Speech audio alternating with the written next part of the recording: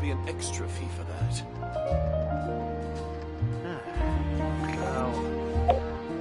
I'll think about it.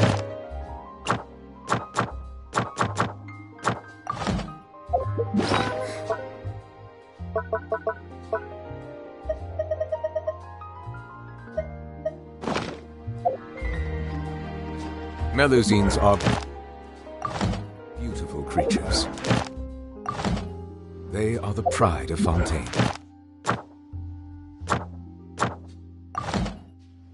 Be sure to befriend them.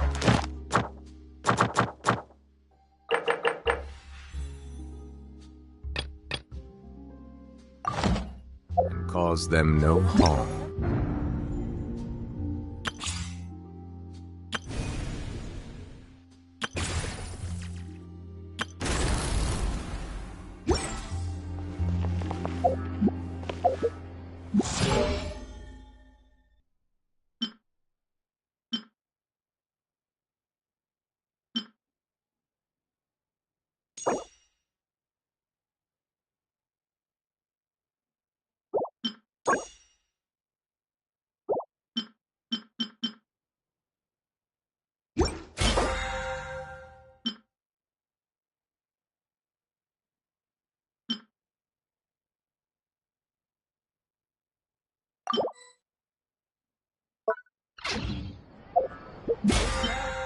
Water comes in many flavors to the There'll be an extra fee for that.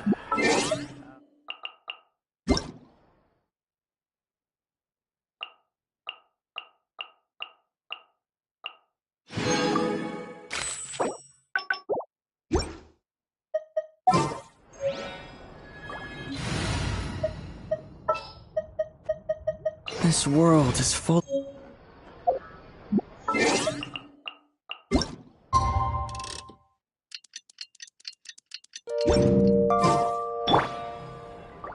Rebooting.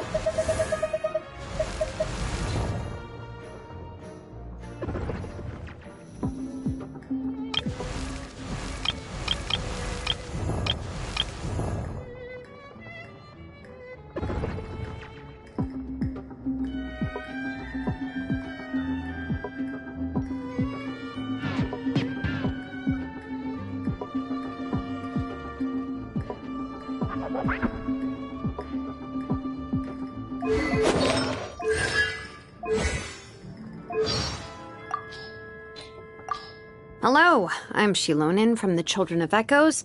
If you'd like me to forge some tools for you, just let me know. But I do have quite the backlog of commissions at the moment, so even if you submit a request now, it might be a while before I get to it.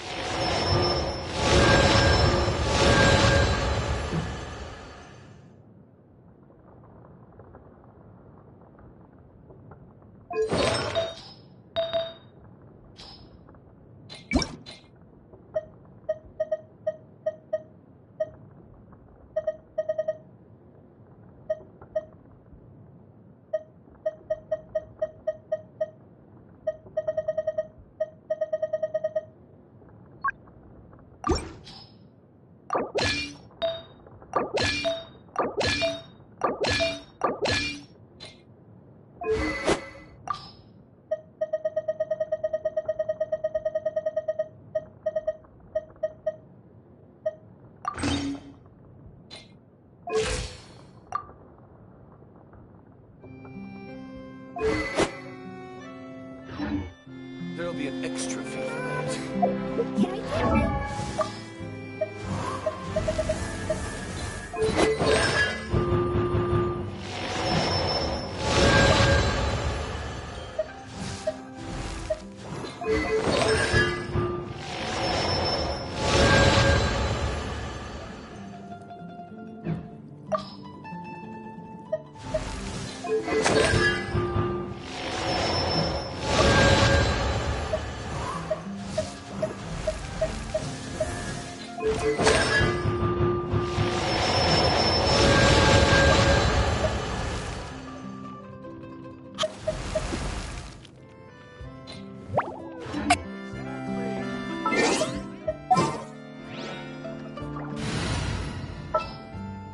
Perhaps we could take a walk by a riverbank.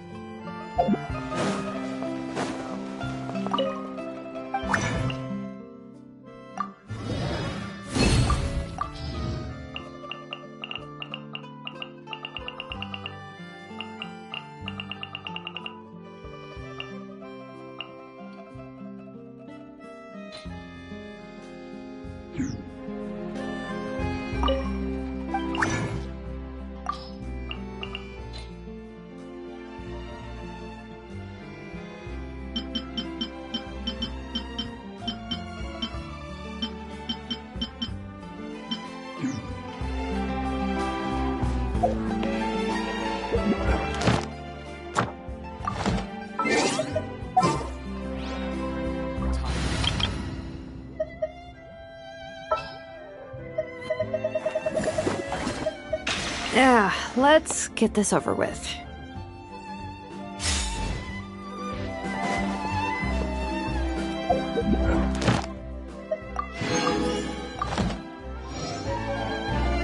Ad Astra Abyssal. Thank you for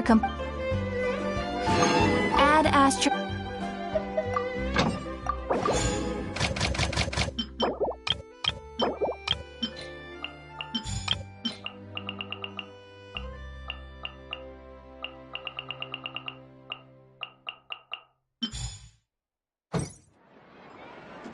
There'll be an extra fee for that.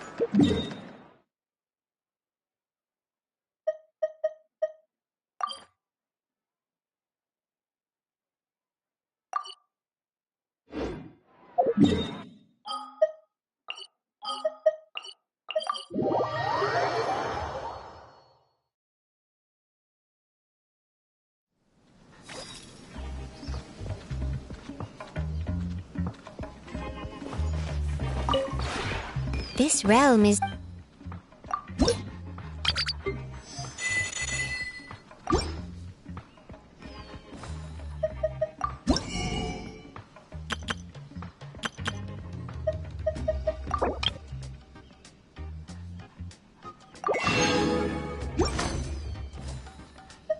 If you ever...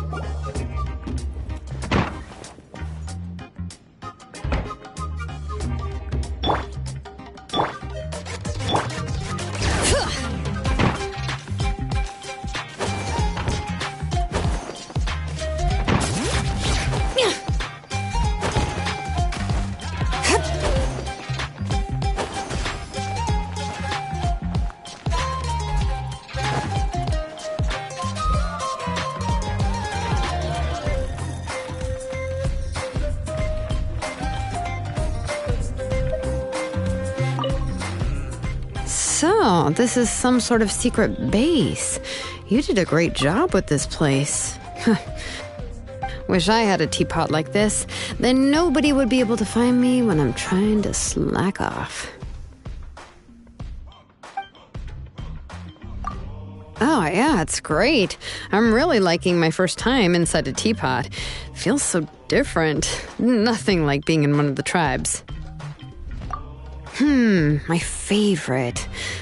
Well, my father would be disappointed if he heard this, but my favorite tribe is actually the people of the springs. Mualani's tribe. Ooh, there's the hot springs, the warm air, the delicious drinks. Not to mention the awesome record and jewelry stores. Oh, it's a great relaxation spot, no matter how you look at it. Oh, Kenichi's tribe is pretty great, too. They pitch their tents high above the ground, so there's always a refreshing breeze when you lie inside. And you can go bungee jumping or grass skiing if that's your thing. Well, yeah, I've actually tried that before. Mualani invited me to a party at her place not too long ago, and I stayed with her for a few days. It was great at first, soaking in the hot springs every day, enjoying the drinks, going out to have fun with Mualani. It's just, how should I put this? The longer I stayed, the more unsettled I felt. It's not that I was tired of the place or anything. I just felt compelled to go back to the Children of Echoes and check on things. In the end, all I could think about was the unfinished business in my workshop. So I said a quick goodbye to Mualani and returned to my tribe. The minute I stepped foot inside my workshop, the minute I saw the red cliffs of my tribe, I felt completely at ease. I really, I can't tell you why. I wouldn't say my attachment is that strong. Now that I think of it, I should take another vacation to the people of the springs. I'll check in with Mualani in a few days.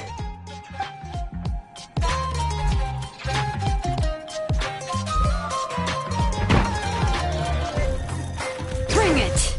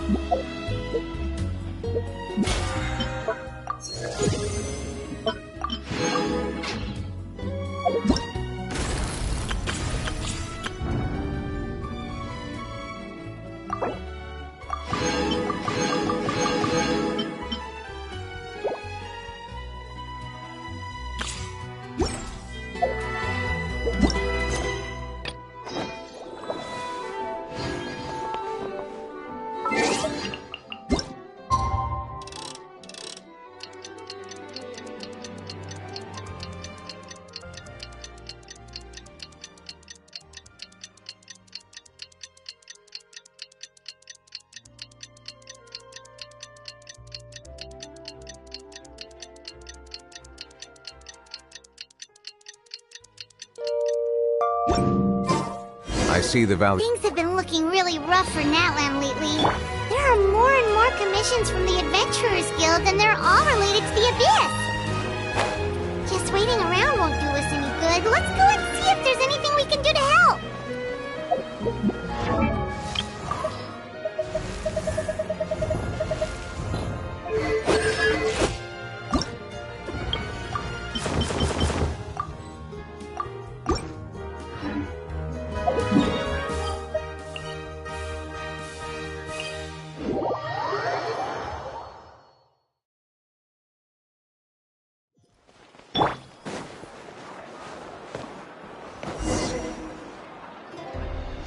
I see. Thank you so much. The Adventurers Guild has been overwhelmed these days. No worries at all. We've always valued the strength of adventurers. Given the current situation, it's vital that we all work together. Since we're facing the same enemies, I'll send you the intel we've collected on the Abyss so far. Then we can take a look at how to coordinate our efforts. All right. Thank you so much. Hi, Catherine. It's us. Got any new commissions? You two have come just in time. I've got some good news. The Pyro Archon has finished assembling her forces and stationed them all across Natlan. Given how the Abyss has ramped up its activities lately, we can no longer afford to act only after receiving news of an invasion. So the Pyro Archon suggested that the Scions of the Canopy and the Adventurers Guild focus on collecting and disseminating intel. That way, we can stay informed of everything that's happening across the land. Once we receive word of enemy activity, we can notify the nearest camp and the stationed forces can take immediate action. Yes, precisely. This should also allow us to focus on gathering information, rather than running around and trying to tackle everything at once. So please also take a chance to relax, you two. You've been working hard these days, and this will be a good opportunity for some well-deserved rest. So that's the plan. Whew, we can finally stop and take a break.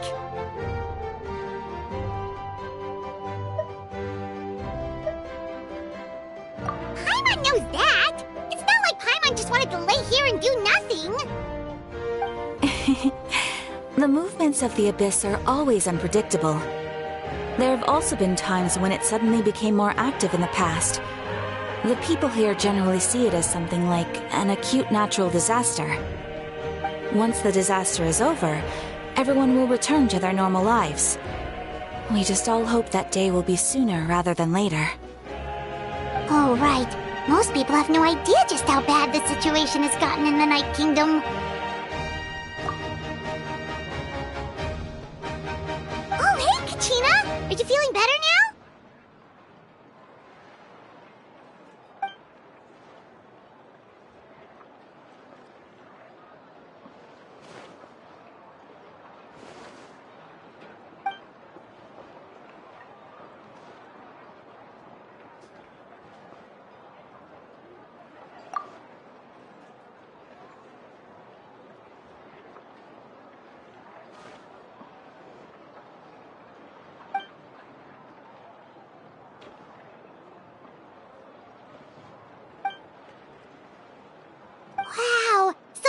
finally get to meet Shilonen, the legendary forger of ancient names! Paimon still can't believe anyone could forge those things.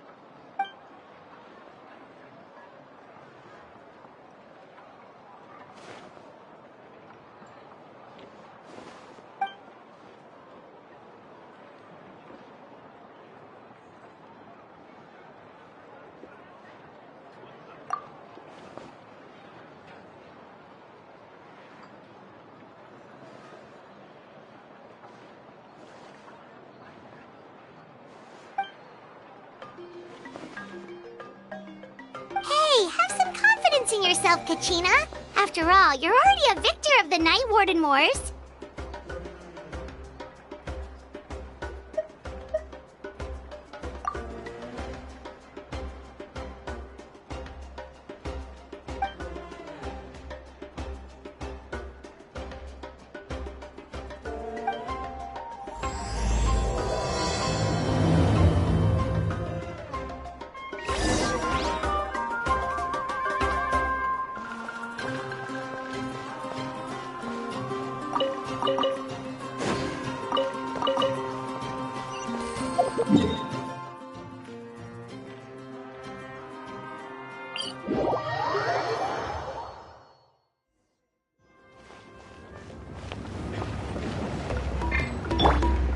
The wind knows me.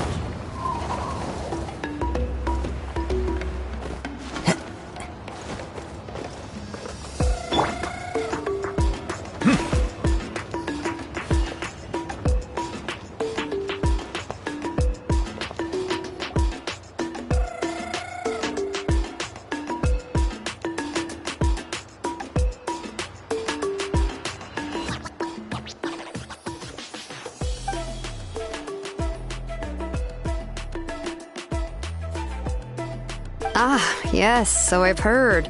So young, and yet you've already got quite the reputation. Wait, are you Outlanders? Yep, we're travelers who just arrived in Natland not too long ago. No, I mean, I was aware that you're travelers. It's just no one told me that you're Outlanders. No, the only thing she said is that a new hero had pledged himself to the plan. But we need to forge an ancient name to ensure he'd be able to return safe and sound. And she did mention that it would be quite difficult to forge an ancient name for them, but at the time, I thought she was just commenting on my skills. But I seem to understand where the true difficulty lies now. No, I wouldn't go that far. I'm used to it, really. I just need a moment to process things. The Pyro Archon's requests are always difficult to fulfill, and we used to argue a lot. Honestly, it's probably for the better that she didn't bring this up at the time. Anyway, I can't argue with her if she isn't here, and it'd be pointless to take my anger out on someone else. But, just because I understand her rationale doesn't make me any less upset, after all. She must have known that forging an ancient name for an Outlander is an impossible task. It's impossible? As you probably know, an ancient name is a symbol of a hero's spirit and glory, which grows even richer and heavier as generations of successors inherit it. We forge ancient names by engraving the heroic deeds of an individual who will become the first hero of that particular name.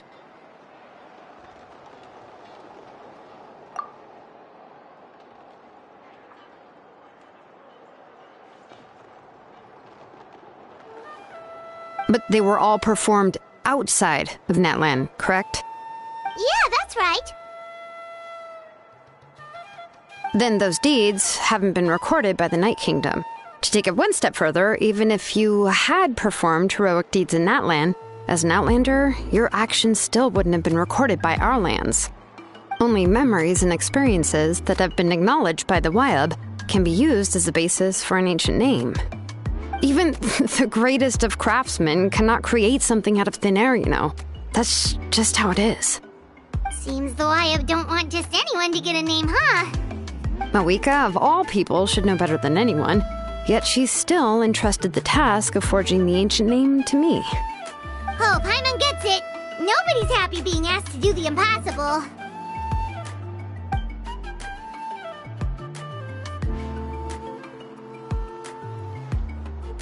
Ugh, don't remind me. Let's just focus on how we can pull this off. How to achieve the impossible. You mean you're already willing to accept the task? Well, what else can I do? What's happened is already done, and it's not like I can outright defy the order of my Archon. If she gave me this order, then she believes the ancient name is an indispensable part of her plan, and that I'll be able to find a way to make it happen. In other words, the order is an affirmation of my abilities. Whoa, not only has she accepted the task, but now she's looking for silver linings?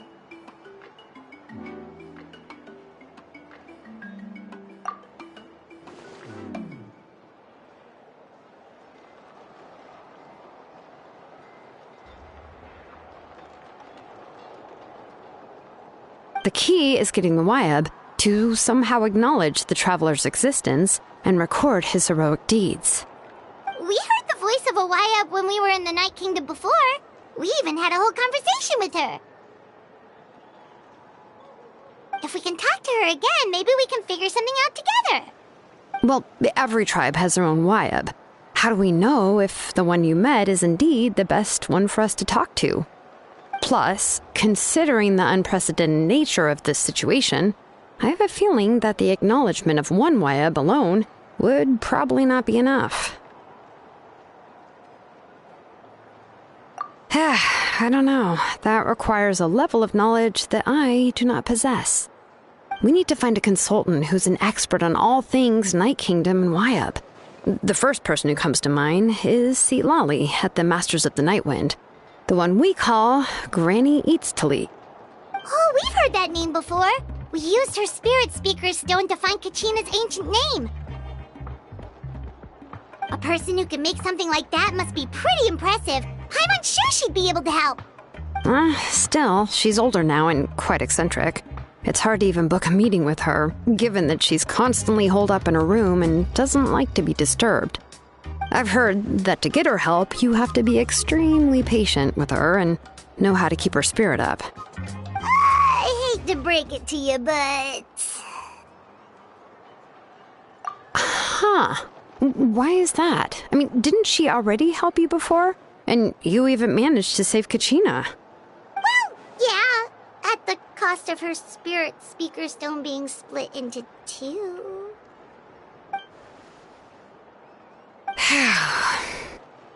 Great going, Moeka. We're already off to a rocky start here.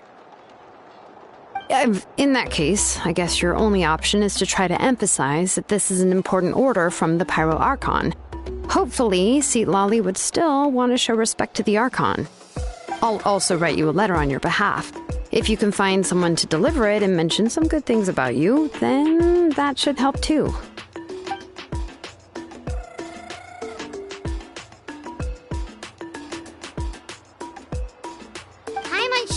Hal won't interrupt when he's talking, though. All right, Kanich is a seasoned negotiator. I trust that he'll know the best things to say.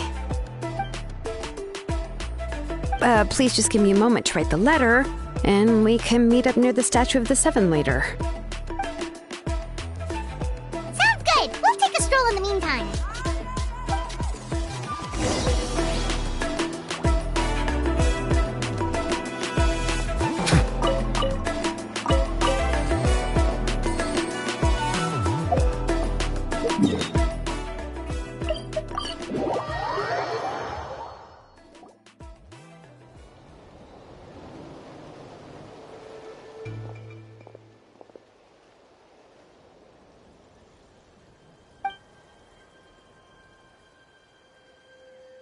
I'm sorry to put this on you, Kanich.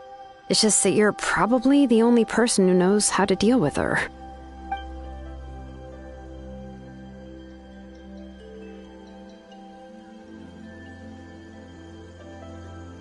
Oh, wait, so Kachina and the Traveler also know about the plan?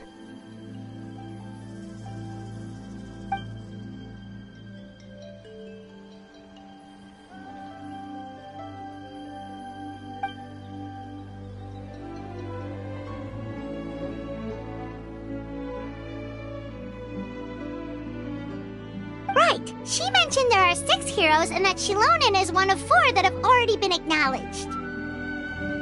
Oh, well, then I suppose there's no need to keep any secrets between us.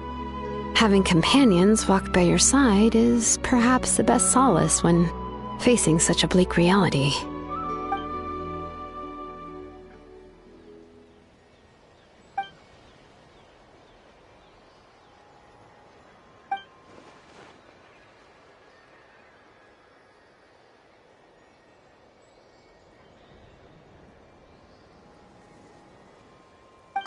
See, Lolly knows him too?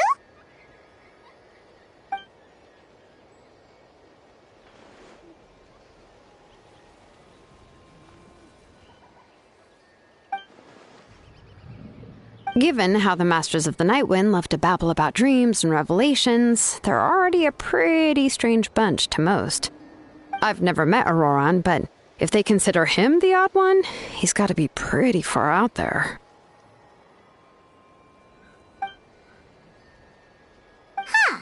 Makes sense.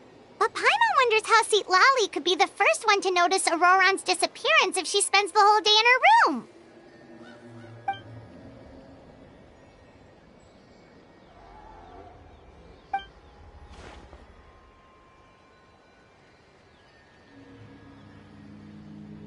Oh, so if I'm following, you mean we'll help her investigate Auroran and the captain's whereabouts?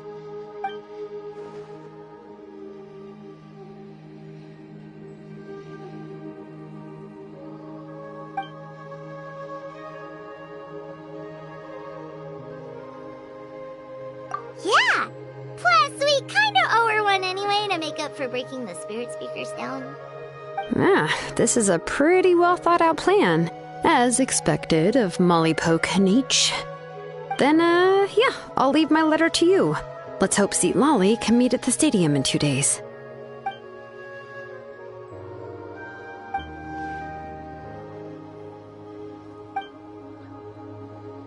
Okay, then let's part ways for now. I'll see you in a couple of days.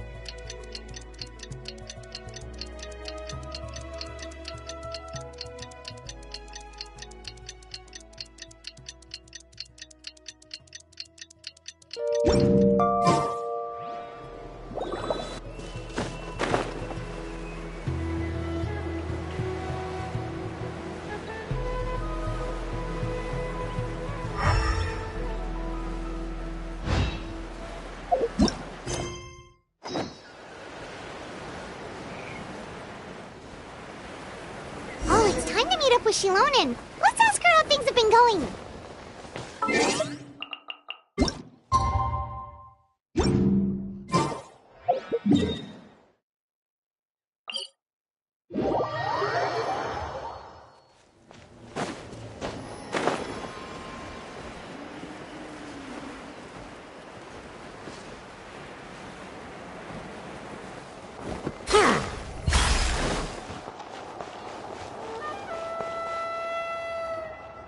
Shilonen, how's everything going? Oh, hi, Traveler and Paimon. I have bad news. Seat Lolly did not reply to our request, although I suppose I'm not too surprised. Huh? You mean she didn't even bother to give Kenichi a response? Guess she really does have quite the ego then. Yeah, well, she can be also quite eccentric, though she's one of the most gifted people around. Even the Masters of the Night Wind often struggle to work with her. My guess is that she probably has other reasons for not deigning us with a response. But let's go to the stadium and see if we can meet her there. If we do get a chance to talk to her in person, we can still try to work something out. That's true. Let's go!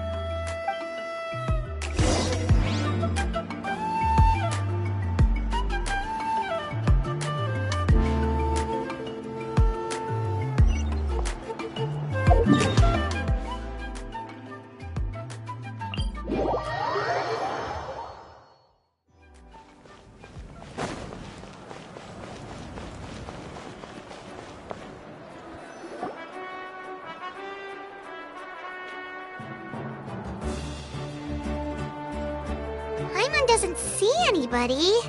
Seems she's just not gonna show up, huh?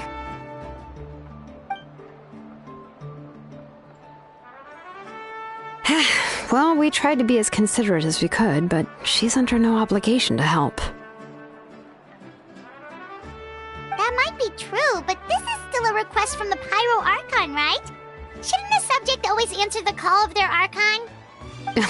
A subject? Well, if you ask me, I'd say we're all more like friends with the Archon. Yes, Mawika is our leader, but that doesn't mean there's any kind of tall barrier between us and her.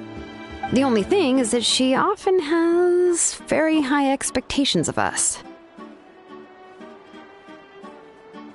Huh. So even though she's super powerful, it sounds like she's actually pretty down to earth and easy to get along with. Unlike that old hag Granny Eatstily, right? Does she think she can ignore us just because she's famous? You all talk about her like she's some kind of huge deal, but she didn't even bother to reply to our letter! Seriously, if she didn't want to come, she could at least let us know. If that's what aging does to you, Paimon never wants to get old. Oh, really? So, that's how you see me? Huh? Who's there? Who's talking next to Paimon? Oh, don't mind me. I'm just a disgruntled old hag, right? Come on, relax. I'm sure my bark's worse than my bite. Huh? See, Lolly. Wait, you're Seat Lolly? You're Granny Eatstily? Yes, Granny Eatstly. But emphasis on Eatstly, not Granny. You must know this trope from light novels, surely. They use it all the time. The young man who's actually the oldest person in the room. The girl next door who turns out to be a seasoned veteran. The wise sage who looks like a little kid. Oh, wipe that look off your face! You've seriously never seen an older lady that doesn't look her age? Okay, well, don't go thinking it's a trick either. See? I'm barely wearing any makeup. Did I forget to mention, she's called Granny, but she's actually pretty young. It was an honest mistake. I guess we've just gotten used to it. I'm sorry. So, how old are you actually? What? How dare you? Don't you know it's rude to ask a lady her age? Paimon really didn't mean to offend you, it's just that your case seems really unique. Oh, Paimon just wanted to apologize, but now she's putting more and more of her foot in her mouth. Really, Paimon just got a little mad since we thought, well, you were gonna leave us out to dry. It was my idea to invite you here, Seat Lolly. So if you're upset, you can just take it out on me. All right. I was only joking. I didn't mean to chastise anyone. There's really no need to take all this so seriously. If anything, I'm gonna feel awkward if we keep this going. I received Kenichi's letter and was planning to attend this meeting. Since I had already decided to come, I figured there was no need to draft a reply that simply said, "Understood." Besides, just showing up is the most important part, no? But, of course, it's also natural for people to get held up by one thing or another as they're trying to leave the house. It certainly was a bit awkward to see that everyone else had arrived before me. At first, I was thinking of quietly sneaking over, but since you were already here waiting for me, I started to think about how I should phrase my apology, only to hear you all talking smack about me. Anyway, that's the whole story. Honestly, it's not like I owed you an explanation anyway.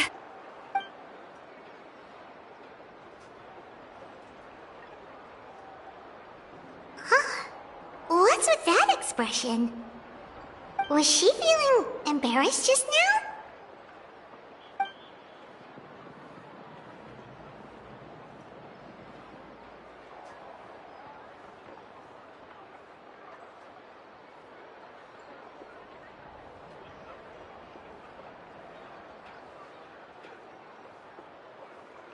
When the Masters of the Night Wind say they struggle dealing with her, I wonder if the feeling is mutual. She seems to be pretty awkward herself. Everything she does and says seems a little forced. Anyway, Shilonen, I heard that you require my help in crafting an ancient name. Correct. The situation isn't like anything we've handled before. Let me explain. I see. So Mawika has asked you to forge an ancient name for an Outlander. Well, that would be a first. And you've also heard all about Auroron. I must say, he's always been a good kid. I can't see him joining the Fatui of his own volition. He must have been coerced somehow. Yeah, that's what we came here to ask you. We'll help bring Auroron back if you help us solve the problems of forging the ancient name.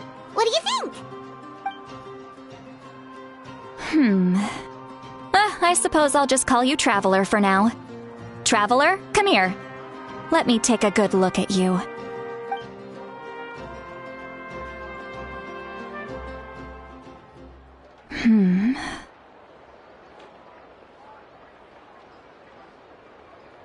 Wealth leads to unending conflicts between people. Yet you alone transcend the value of gold. Baleful thunder and wrathful waves bring terror to mortal hearts. Yet again and again, you've braved them to find new worlds. O weary yet free soul, even the most verdant leaf in the forest will pray for your happiness and safe passage.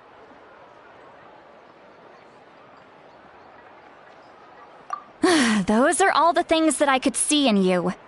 You've experienced far more than even most mortals could dream of. You possess the heart of a sincere hero, along with the conviction to lift a torch above your head and walk headlong into the night. Huh? Don't move. There's something here. Huh? What thing? Don't scare Paimon. Is the Traveler gonna be okay? Shoo!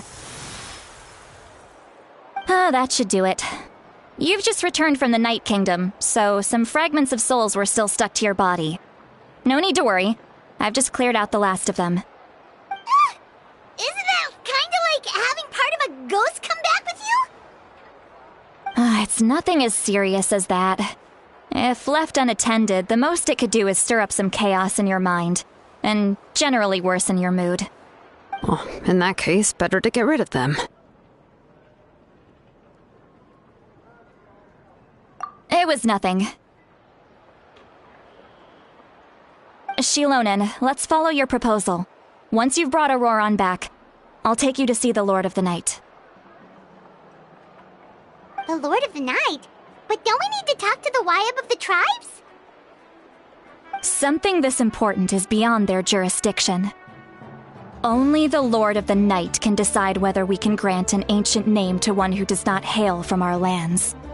The Lord of the Night is an ancient entity that rules over the entire Night Kingdom, constantly borrowing the power of the sacred flame to combat corrosion from the abyss. Oh, so you're basically saying it's even more powerful than the Wyab of the tribes. Well, that sort of makes sense, being the Lord of the entire Night Kingdom and all.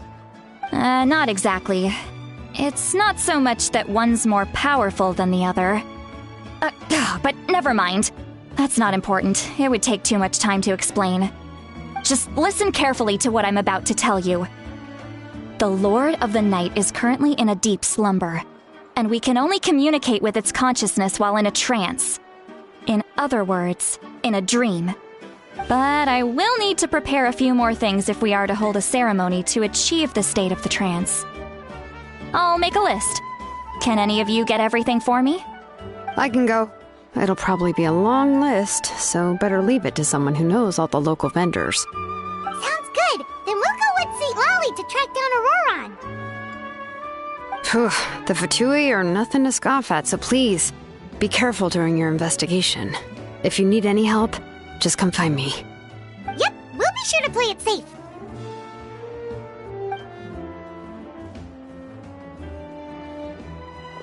All right, now it's time for us to catch that brat and bring him back. I'm sorry I made you wait earlier. It was actually because I decided to swing by Auroron's place to look for clues. He has always lived alone, and I found a broken jar in his house. There was also something off about his phlogiston aphids, which I assume is because their keeper has been gone for quite some time. And interestingly enough, I saw some slash marks in the house that did not match any of our local weapons. My guess is they were left by Snezhnayan arms. Oh, sounds like the Fatui broke into his house and took him hostage. But why would they kidnap a kid who just spends his days living in the country and raising aphids? He's only in his 20s. What would they want with him? That's not to say that I believe he's totally innocent, of course. Since he's the only one who was kidnapped out of everyone in Natlan, he must have done something to attract their attention. In any case, we'll get to the bottom of this once we manage to get him back here. I'm truly sorry to put you two through all this trouble with me. But please help me get him back. You can count on us! All right, then let's start by heading to where Auroron was seen last.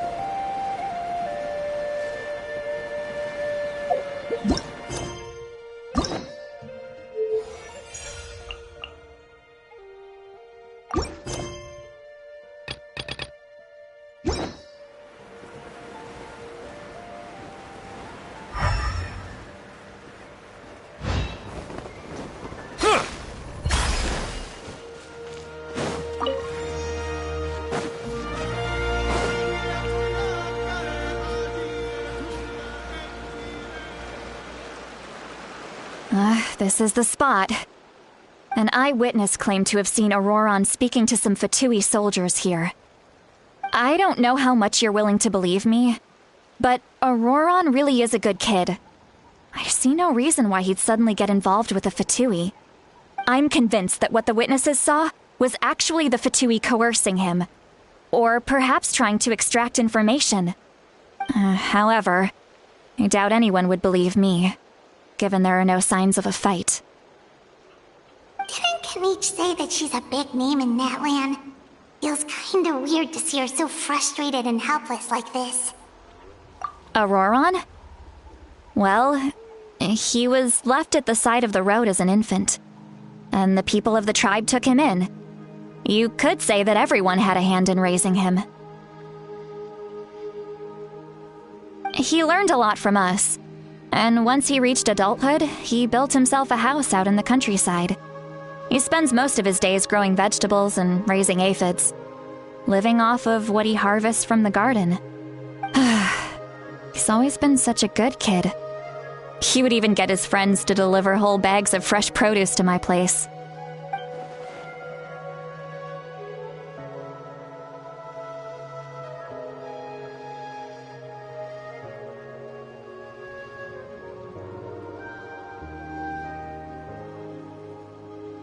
Oh well, let's keep looking.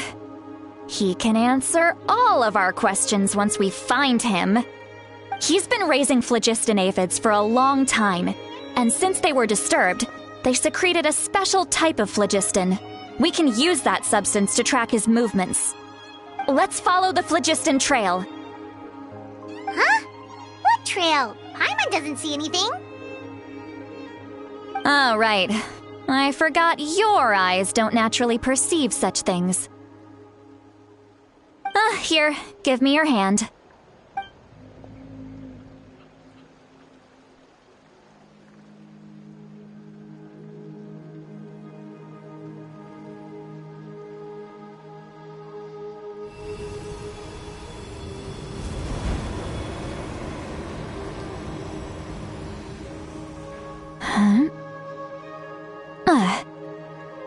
How about now?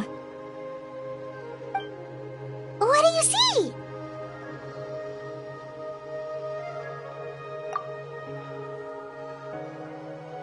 Whoa, Paimon can see it now too! That's right. I used a spell to temporarily transfer a portion of my senses to you. For a short while, you'll be able to see the phlogiston too. Wow, you can even share your senses with us? First time Paimon's heard anything like that. It requires a very rare spell that most people aren't adept at. But don't worry, it's a cinch for me. Between the two of you, it seems the Traveler's senses are a bit stronger than Paimon's. When I held your hand just now, I could sense that you've got a great affinity for phlogiston. You're extraordinarily gifted.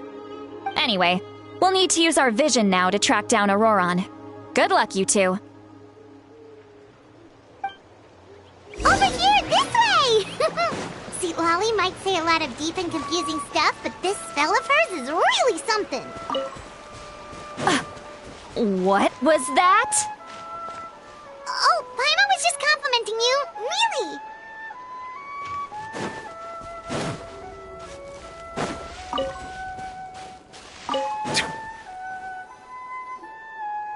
What does she mean by deep and confusing? As far as elderly shamans go, I'd say that I'm already pretty easy to talk to. Is there any other old hag who's as fluent in the language of the youth as me? But is my way of speaking still not trendy enough? I've already tried my best to match their speech patterns. But given the looks on their faces just now, or perhaps I'm still not fashionable enough? But that can't be, right?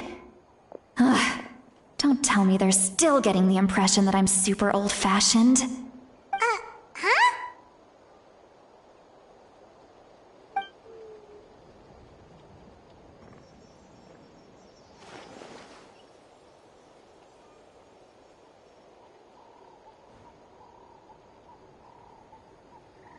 Was that Seat Lolly's voice?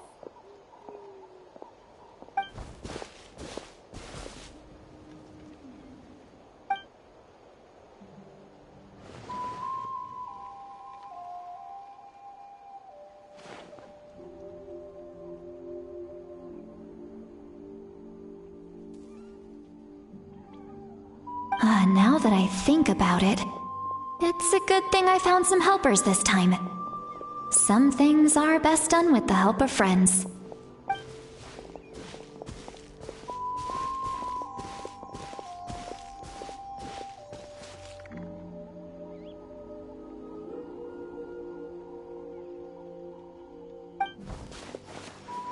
Oh? They appear to be feeling quite confident. Looks like our work will go smoothly.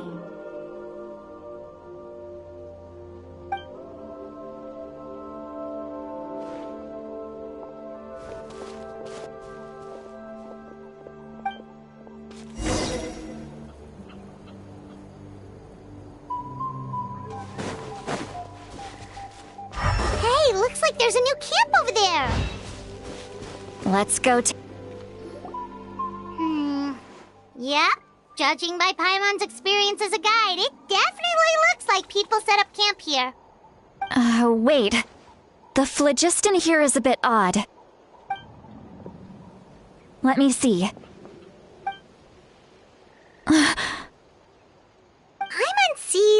a small shape here.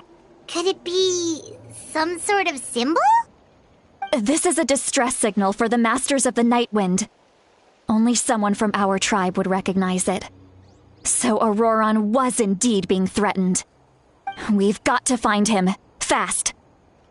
Leaving such a subtle mark implies that he was trying to be discreet. In other words, he was probably under the Fatui's watch. If they notice us, we can just charge in and fight them to the death. But what if my darling grandson is also there? I can't have him caught in the crossfire. No, I've got to be careful. Otherwise he'd get hit as well. How annoying. No, I've got to stay calm and keep my composure.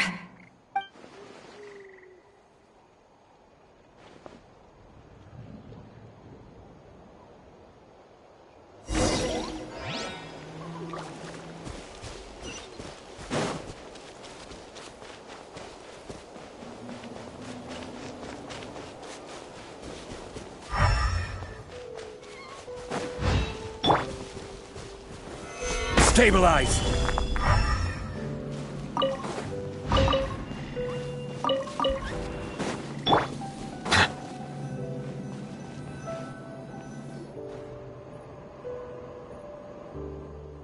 There are traces of people staying here too! Wait a second. The phlogiston around here is jumbled up. I can also smell a mix of elements in the air. Pyro, electro, and some other elements as well. Kanich told us that you were super amazing. No wonder you can sense so many more things than us.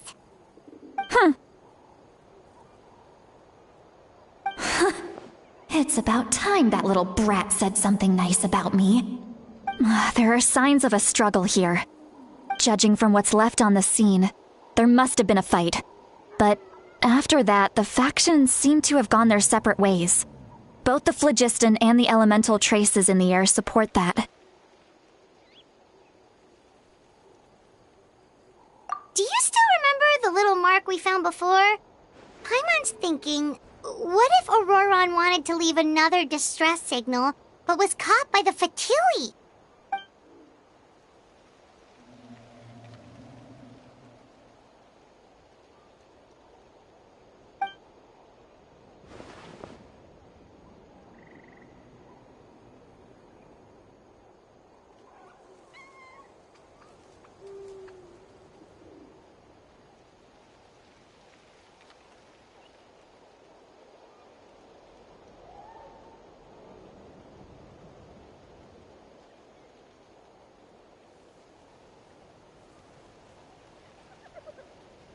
Given there are two signals leading from here, we should split up as well.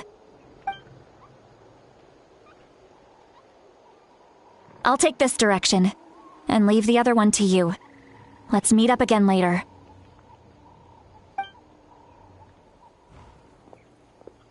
Auroron! What the heck were you doing? It's one thing to trouble me, but now I had to bring other people into this as well.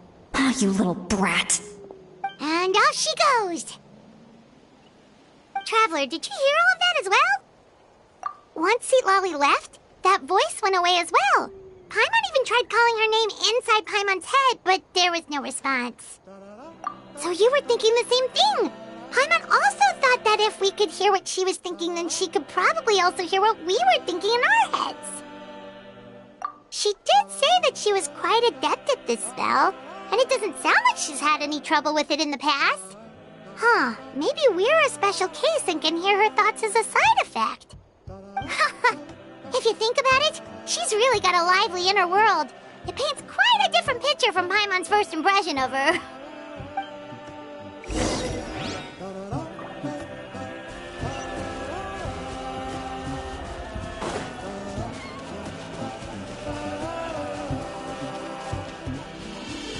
Paimon sees some traces here. Let's follow them and see if we can find anything up ahead.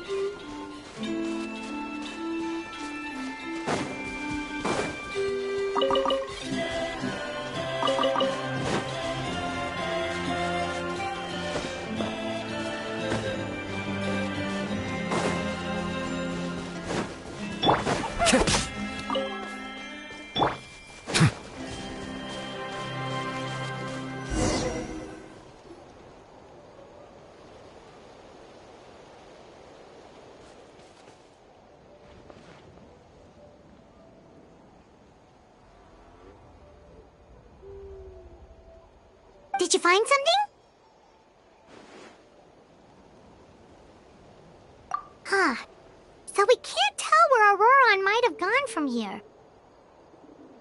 That's weird. The phlogiston trail suddenly stops. We can't make anything of these footprints either. But he can't have just evaporated into thin air, right? We know he wasn't alone. He had all those Fatui with him.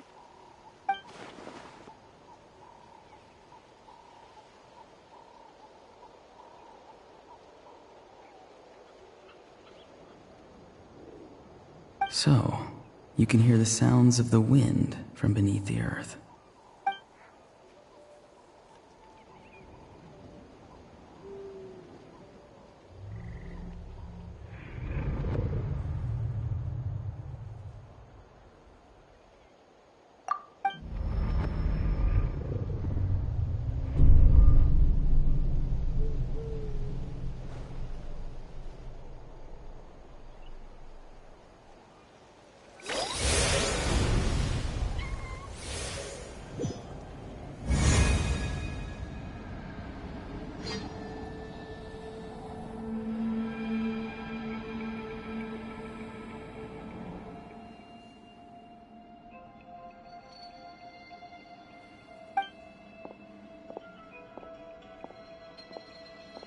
I'm very sorry, but please do not move. I have no desire to hurt you. I apologize that our first meeting has to take place like this. It's just that you're much like one of those animals with ears that perk up as soon as it senses danger in their environment. And given your combat proficiency, I would not have been able to gain an advantage over you if you were anywhere else in the world. However, you're now in the Night Kingdom, a familiar domain to the Masters of the Night Wind. Hello, traveler. I'm Auroron, the one you've been searching for. Ah, the Fatui's custody. I see. So even Granny has told you that I was coerced by the Fatui. I'm afraid you've been brought here by a lie, like a false omen in the lingering smoke. My friend and I only left those traces to lure you here. Deceiving you was never our true intent, however. It was simply the fastest and most feasible way for us to set up a meeting. Greetings, traveler from afar. Be careful with this traveler. His soul is temporarily restrained by us, and it appears to have become more fragile in the process. It's taking all my concentration to hold on to him. It was I who tasked Auroron with leaving the traces to lead you here, and I who used the Master's ritual to bring your soul to the Night Kingdom. I've heard much about you from the past encounters you've had with my colleagues. Given the present situation in Natlan, I would like to sincerely request a formal meeting with you, in person. I will use the opportunity to explain my goals and motivations to you, as well as why I mistrust Malwika, the Pyro Archon. I believe there is little reason for you to blindly follow her plan. If you would like to hear our intel, then find us to the east of the stadium. But remember, not a word of this to anyone. I would like to avoid any further conflict. You will see me again once you return to reality. No matter what I say, please, help me keep this a secret. This is all to avoid dragging Granny into this conflict.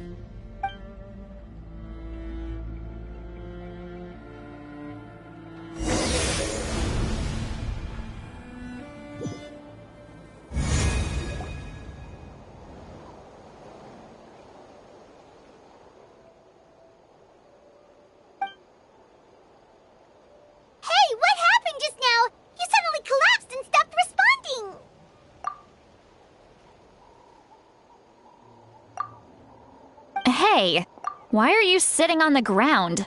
Are you okay? See, Lolly! He froze for a moment and then just collapsed to the ground! Could it have been those leftover remnants from the Night Kingdom? Do you have any itches or pain anywhere? Don't worry. We can take a short break. Sorry, I know I asked for your help. But had I known you were feeling unwell, I wouldn't have taken you on this trip with me.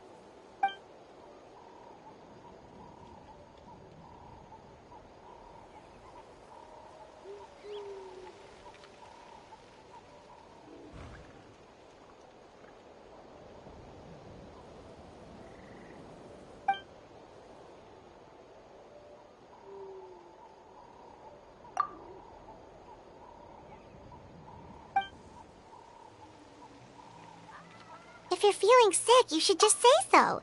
St. Lolly should be able to, exorcise any ghosts or weird stuff that you picked up in the Night Kingdom.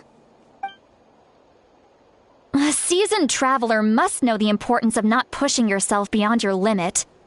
If you need anything from me, just say the word. In any case, let's take a bit more time to rest now.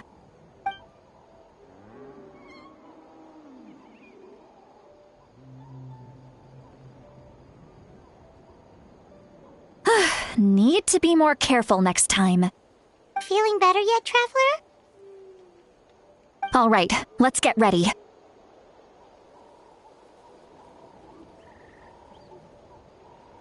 I followed my phlogiston trail earlier to a stronghold guarded by soldiers. I have a feeling that Auroron is probably being held inside. Oh, so it's close by. Then let's head over right away.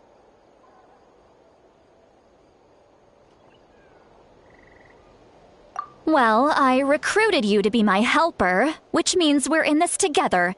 Like the wind and the clouds. We either move as one or not at all. But if you want to make it up to me, then just be sure to fight extra hard when the time comes.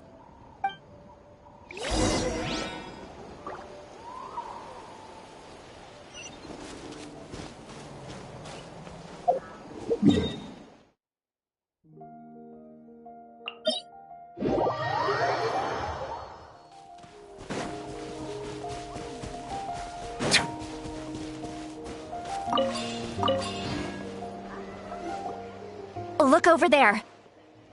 Huh? I don't think she sees someone in the middle of the camp. That's Auroron. So he really was taken by the Fatui.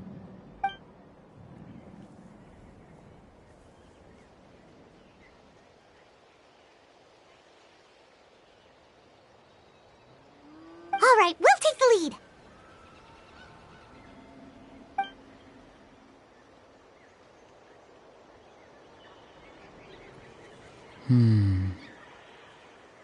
Hey, quit daydreaming. Don't you have work to do? I cannot see the sun.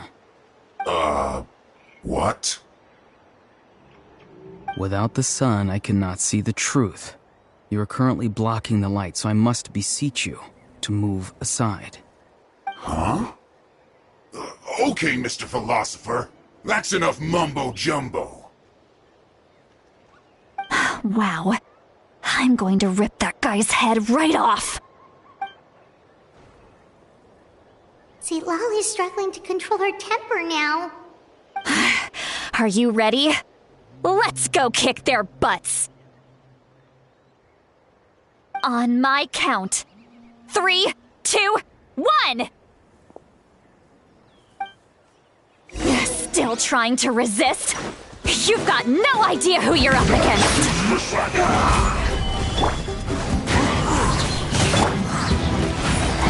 Go on, give me my work. This isn't good. Finished. No escape. Stabilize. Bow your head. No resting. You can't run from death. Don't be a killjoy. It only just looks like I went too far. Auroron! Granny! Paimon knows she's called Granny Eatsley, but it's still kind of weird hearing someone actually call her Granny. And greetings to you too, Gramps. What did you just call him? Gramps? Is that not right? You're Granny's friend, are you not? You seem to be approximately the same age as her, so I figured you've got to be Gramps. How many times have I told you? It doesn't work like that. There are a lot of people who look about the same age as me. You can't go around calling everyone Gramps or Granny. Oh, wait. He's not a child, is he? Don't tell Paimon he's one of those people who look like an adult but are actually only 8 or 9 years old. Oh, your words have pierced my heart like a thorned vine. Given how hard those thorns are to remove, I may just need to find a pair of tweezers. Why are you so upset? You can just say yes or no. Of course I'm not a child. It's just Granny always taught me to show gratitude where it's due. And since the Masters of the Night Wind raised me collectively, I basically see everyone above a certain age as an elder I should look up to.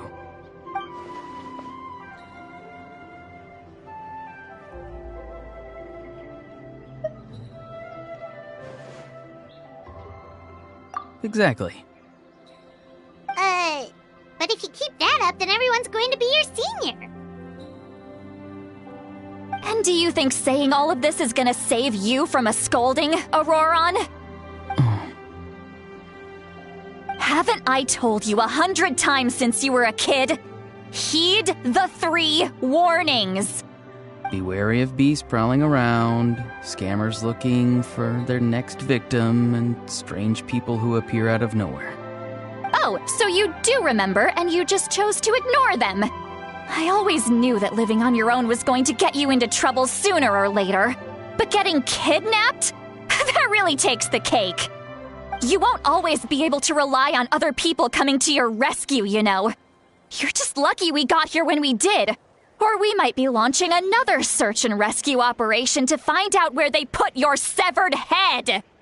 I'm sorry, Granny. I'll be more careful next time. Next time? Oh, good one. You think there'll be a next time after this? Not a chance.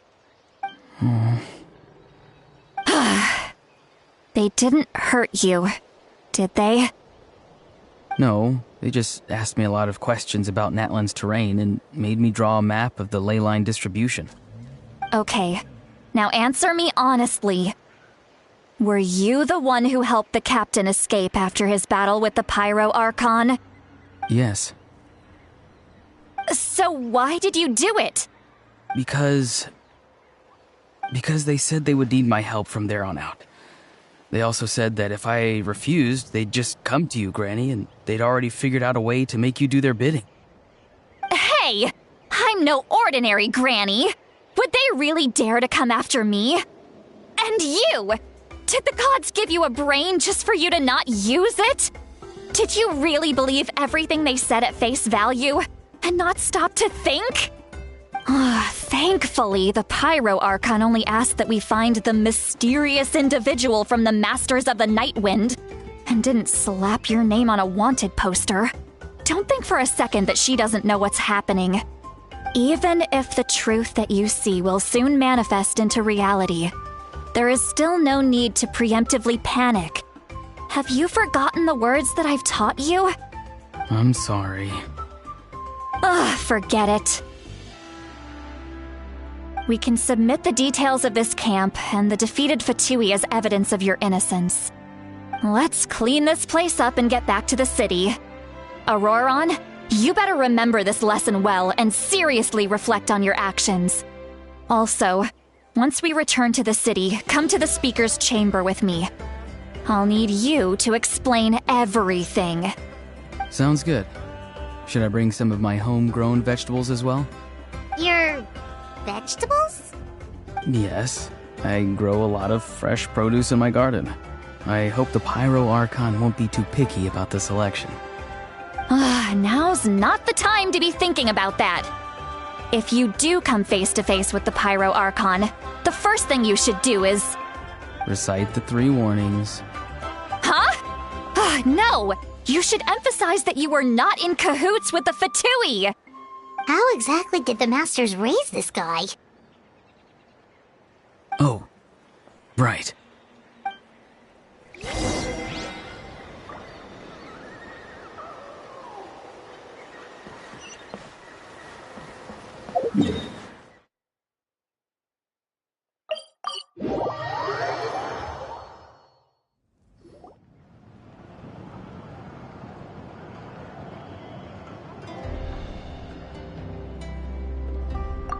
I see. So Auroron came to the captain's rescue because he promised to help him in exchange for Lali's safety. That's right. I'm sorry. Now that you know Auroron was only trying to protect another member of his tribe, could I ask you to petition the Pyro Archon for her forgiveness? We'll give her a full report. We'll let you know once she's reached a decision. Will I need to stay here? Technically, yes. But if Miss Lali is willing to serve as your guarantor, then we can release you from custody. Sure. I'd be happy to do that. I don't have any more time to waste here. I still have other things to do. Understood. Thank you very much. Mr. Auroron, please report back to the Speaker's chamber as soon as you've received notice of the Archon's decision. I understand. Thank you. And thank you too, Granny. Well, at least you won't need to hide your face anymore. Traveler, Paimon, thank you very much for your help. And don't worry, I haven't forgotten about my side of the deal. Once Auroron is settled, I'll go talk to Shilonen and get started on forging an ancient name for you. Oh, thank you!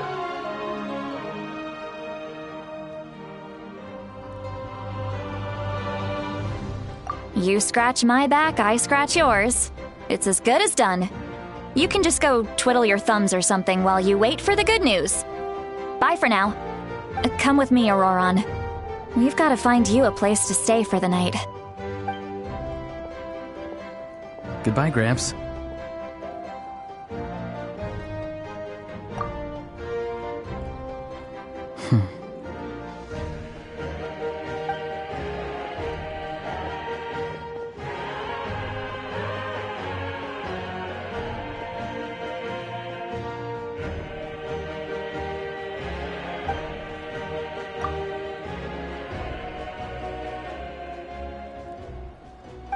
We're finally done. Alright, it's time to find some grub. Huh? What is it, Traveler? What? The captain? Sorry. Paimon just didn't see that coming. So you really saw him in the Night Kingdom? And he didn't attack you? Oh, that Auroron, what is he up to? He sounded earnest enough just now. Paimon would have never guessed anything was happening. All that stuff about protecting Lali and being forced to help the Fatui, when he's actually been a willing accomplice all along. Yeah, you're right. Still, Paimon appreciates you telling her about this. Paimon will support your choice no matter what, so if you want to go, we can go together. We still have another whole day before the meeting, so we'll just meet with them when the time comes.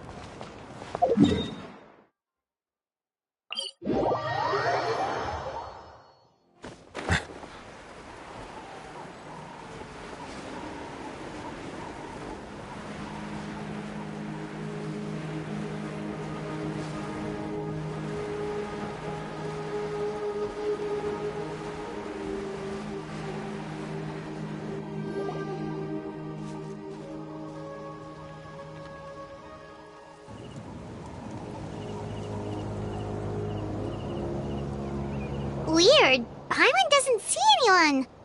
Oh, please don't let this be a trap.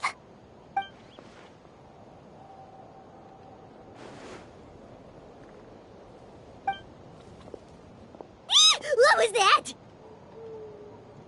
Good evening. Nice to see you again. It's you. You shouldn't pop up from behind people like that! What are you, a ghost?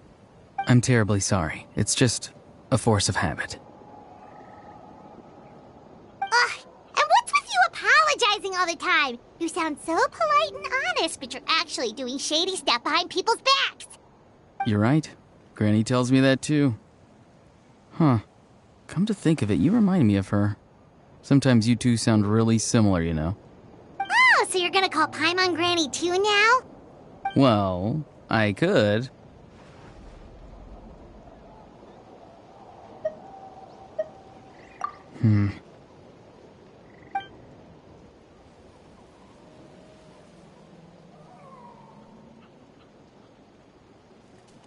It's all clear. Over to you. Excellent. The fact that you showed up proves that I was right about your character.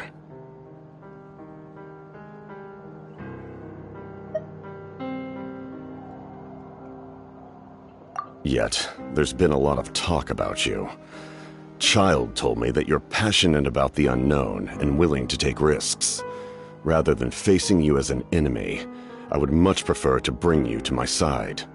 If we allow the current state of things to continue, we will inevitably clash, and that's a scenario that I'd very much like to avoid. I've long heard of your exploits across the nations. Though you have crossed swords with my colleagues many times, I know that you are by no means an unreasonable person. And once you've learned the truth that the Pyro Archon Malwika would never willingly share with you, you may just find it in your heart to consider my proposal. I assume you've already been informed of the Pyro Archon's plan. In order to defeat the Abyss and save Natlan, she still needs 2 more heroes to appear. Wait, how did you know that? Never mind. Guess that's not important now. I've long kept a close eye on her plan. To be frank, it's an exceedingly risky plan. Will the heroes really appear? And even if they come to her, will their power be enough to drive the Abyss back? If any part of the plan goes awry, all of Natlan, even all of Tevat, will pay for her mistakes. Now, you may have been led to believe that this is the only plan available to her. But what if I told you she's had another emergency plan all along, the details of which she has chosen to keep hidden from you? An emergency plan? Yes. A way to keep Natlan intact, even if her original plan fails. But given the painful cost of its execution, she has chosen to keep it as a mere backup plan.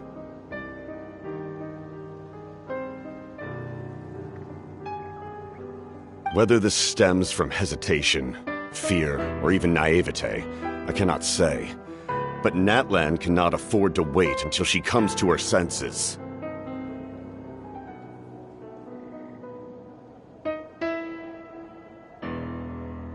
My fear is that given the enormity of the decision, she will be reluctant to confront the dire reality we face until it is too late. There will be no time left to execute the backup plan, and all of Natlan will be lost to the Abyss. We have to make the decision for her, here and now. Yeah, do you have any evidence for all this? Just telling us a bunch of scary stuff isn't enough, you know. Besides, wasn't it you who tried to seize the Gnosis for the Tsaritsa's plan?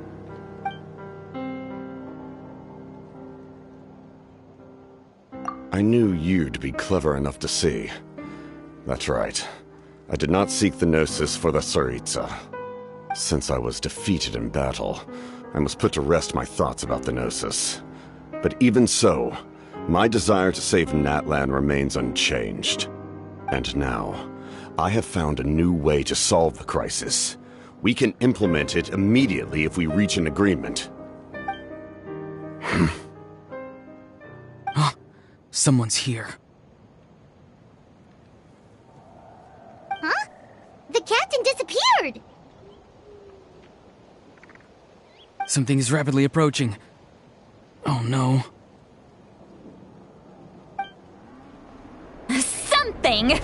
Bad news, chump! It's your granny! Oof. See, Lolly? When did you get here? I knew something was amiss after we were separated. Hidden ceremonial tools, an unconscious traveler. I must say, I'm very curious about what you're up to. How dare you go behind our backs like this, Auroron? Colluding with the Fatui? Really? Oh, here we go again. Cat got your tongue, huh? You really think you can avoid a scolding just by staying quiet? I'm not trying to avoid anything. Oh, and now you're talking back. Well, go on then. Explain yourself. What the heck are you up to? I'm sorry, Granny. I feel so guilty. You! That's it! Where are my tools? I swear if I don't teach you a lesson right here and now, I'll... Wait, Lolly! Please, calm down. We, still learned a lot of info, didn't we? Like the fact that the captain isn't trying to seize the Gnosis anymore. So, maybe just save the scolding for later, okay? Listen well, Auroron. You're only getting out of this now because of the Traveler's plea. This isn't over. You hear me? You're right, Traveler. Let's go. We can discuss this more back in the city. You two keep an eye on Auroron for me, okay?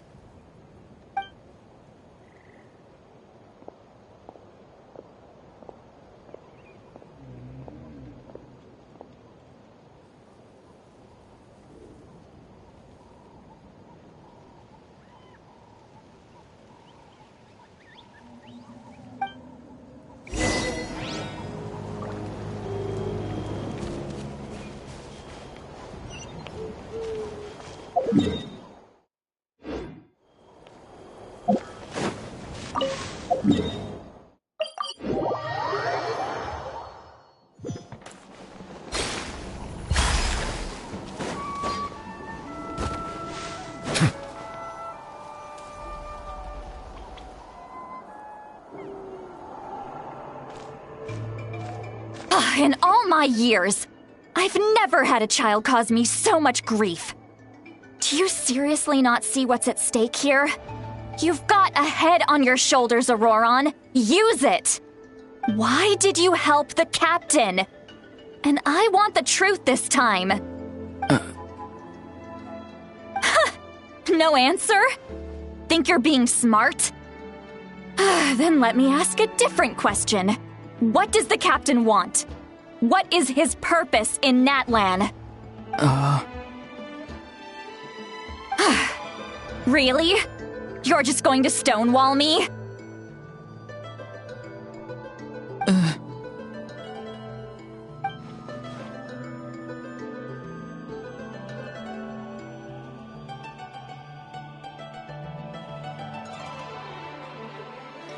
Just use your brain for a second.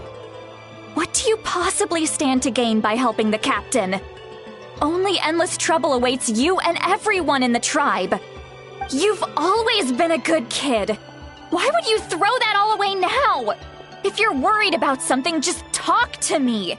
Granny would much rather we had a conversation instead of constantly clashing like this. Why is he staring at us all of a sudden? I'm sorry that you have to hear all this. You're very kind. Most people would have fled by now. Not everyone can handle Granny's scolding. Oh? You dare gossip between yourselves instead of listening to me? You... Sorry, Granny. Sorry, Granny. Sorry, Granny. You know what? Fine. I'm perfectly aware that everything I say goes in one ear and out the other. You're all grown up now, so why would you listen to an old hag like me? You say all the right things, but then you go and completely ignore me. Well, if that's how you're going to treat me, you can stop sending Aoife over to my place to deliver your stupid vegetables! I don't need anything from you! Who's Aoife? A delivery person? That's irrelevant. The point is, he hangs out with this kid, so he must be no good. You kids get to a certain age and suddenly act like you know it all.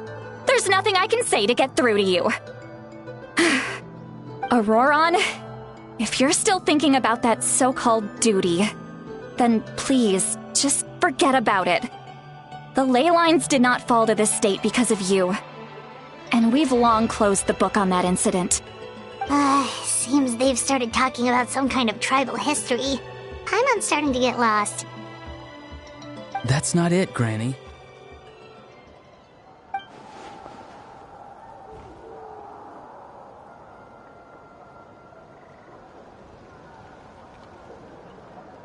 I know you tend to get down on yourself when you're upset, but I can tell I really hurt you this time. All I can say is I'm sorry. His voice. Auroron! Where have you gone? It sounds like he's somewhere super far away, but isn't he right here in front of us? I'm really sorry. It's up to all of us to do everything we can to save Natlan. So I've got to go. Get back here this instant! Auroron! What is this? Powder from plant spores? Is that the trick he used? What just happened? How was he able to suddenly get so far away like that? It's a trick of his. If you grind spores into a powder and spray it in the air, it can be manipulated to create an illusion. He pulled it off flawlessly. He must have put a lot of time into perfecting it. Don't tell me that's how he's been hunting in the fields these days. Couldn't he have picked up something more useful? Little brat. That's it. The next time we meet, I'm definitely going to break his legs. Whoa, that's a little extreme. But still, why does he feel like he needs to run from us? If his goal is also to protect Natlan, then can't we work together?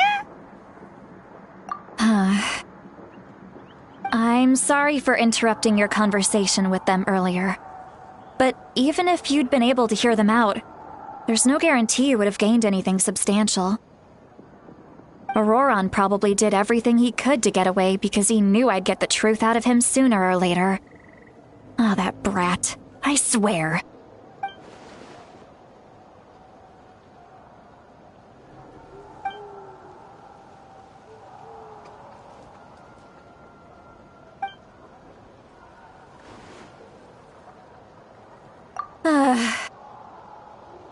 We've got quite a long walk back to the city.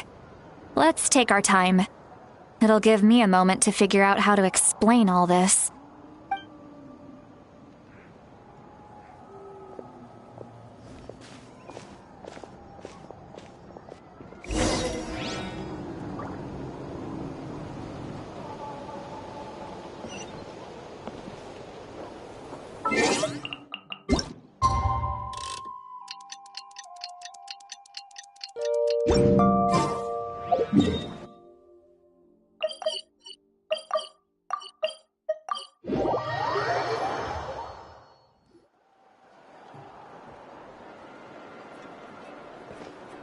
Do you two have some time? Feeling hungry? How about we get something to eat? All right, it's been a while since we last ate. Now that we can relax, Paimon just realized how hungry she is. Then let's go. We can find somewhere to sit down and talk. Food and drinks are on me.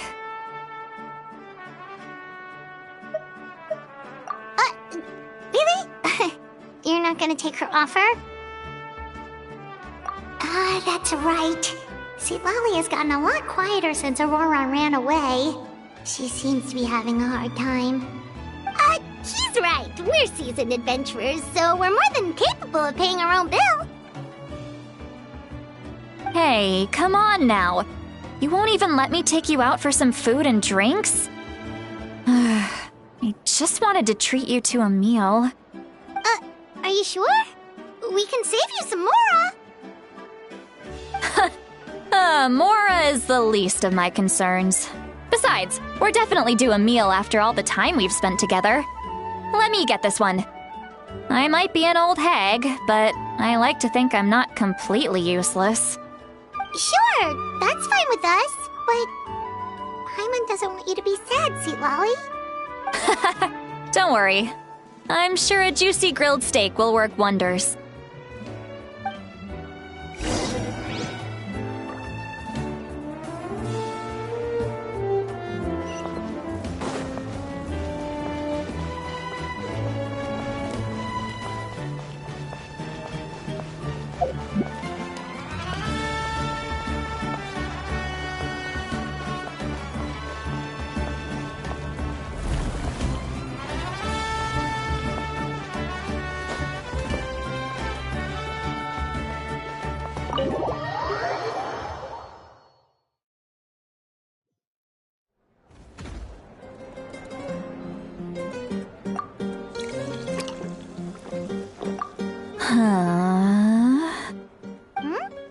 What are you looking at? Do you see two people standing by the door? They look like spitting images of each other. Are they twins?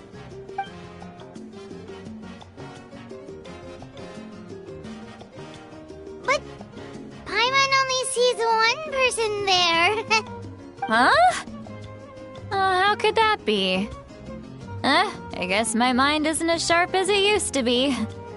Give me another bottle, boss! Do you think she's drunk? There you go, miss. Oh my, it's not every day you get to see Granny Itzley here with some friends.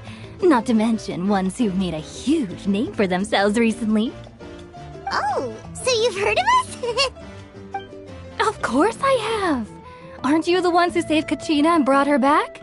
No wonder you hit it off with Granny Sitlali. She wouldn't spend time with just anybody, you know.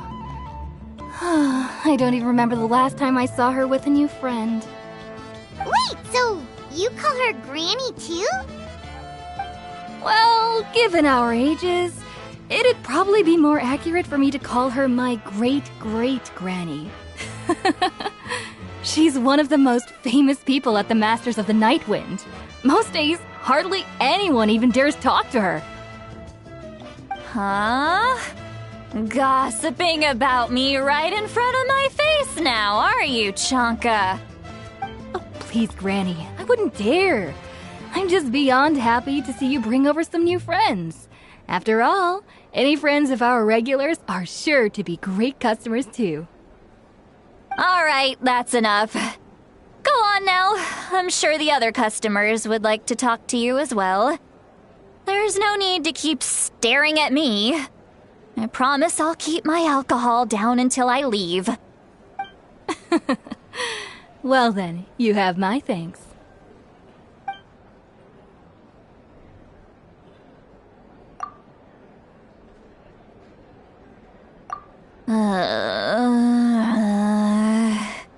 Sweet Lolly?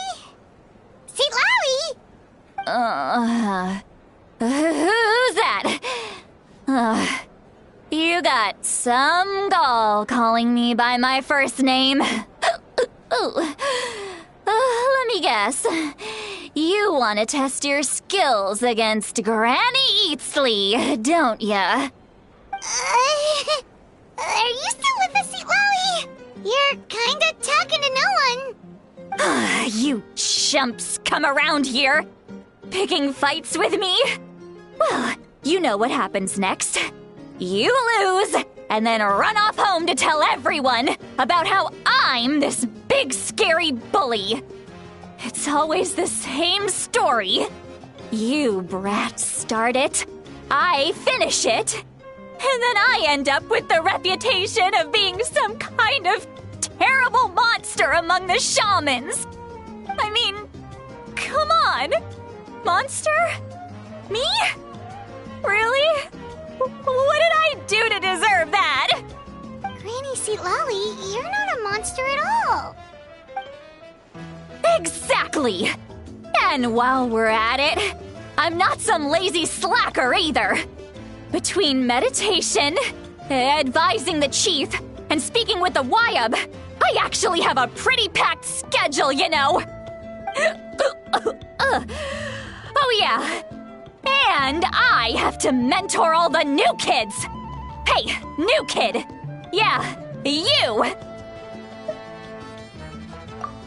Don't play dumb. Didn't I teach you how to find phlogiston? You see? I know my stuff. I'm a good teacher! You tell him! That's more like it. About dang time someone showed me a little respect. Yeah, Granny's a hard worker, all right. You can always rely on old Granny.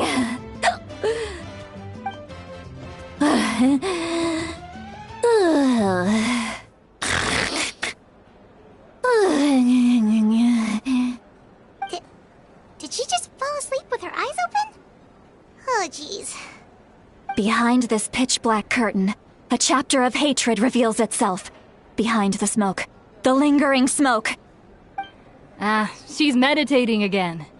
She does this whenever she's had a few too many drinks. Her mind's actually racing at this point. It's quite the opposite of sleep. Is this another specialty of the Masters of the Nightwind? No, I'd say it's an ability that's unique to Citlali herself. While she can easily pick up everyone else's skills and tricks, few have been able to master hers. Warning, warning. Red, the color of danger, has now arisen within that pair of eyes. Huh?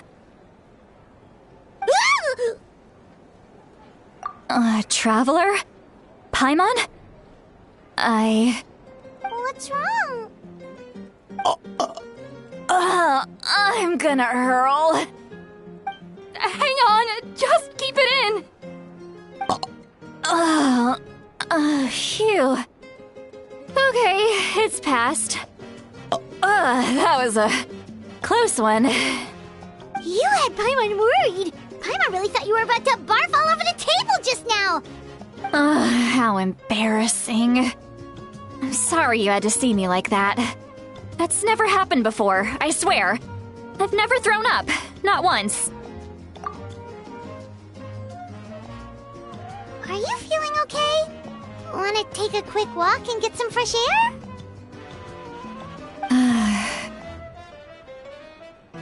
There's so much that I want to say, but I can't. Why not? Of course you can. Just say whatever's on your mind.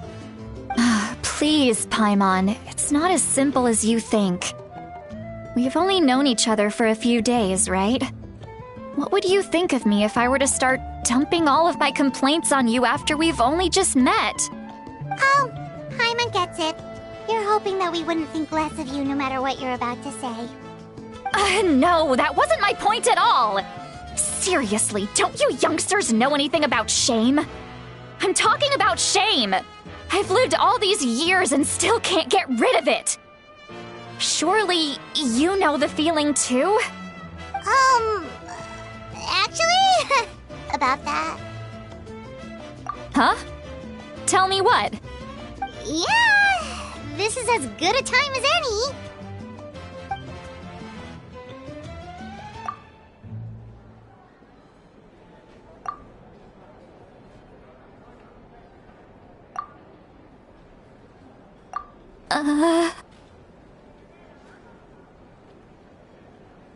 So, you heard my... It's okay, Citlali. You had every right to complain about those things. I can't take it anymore! Why do these things happen to me? Hearing me mumble under my breath is one thing, but hearing what I mumble in my own head? That's too much! It's just like when you're rolling on the floor in your pajamas, but you forget to lock the door, and someone bursts in to deliver cabbages and sees the whole thing! So that, happens to you a lot. It happens to people in general, okay? Doesn't matter if you're 200 years old or 1,000 years old. Everyone rolls around in their pajamas sometimes. I was just picking something generic. Take a walk with me. I have things to share with you. Looks like she's completely given up. Like those criminals who just confess everything and accept their fate.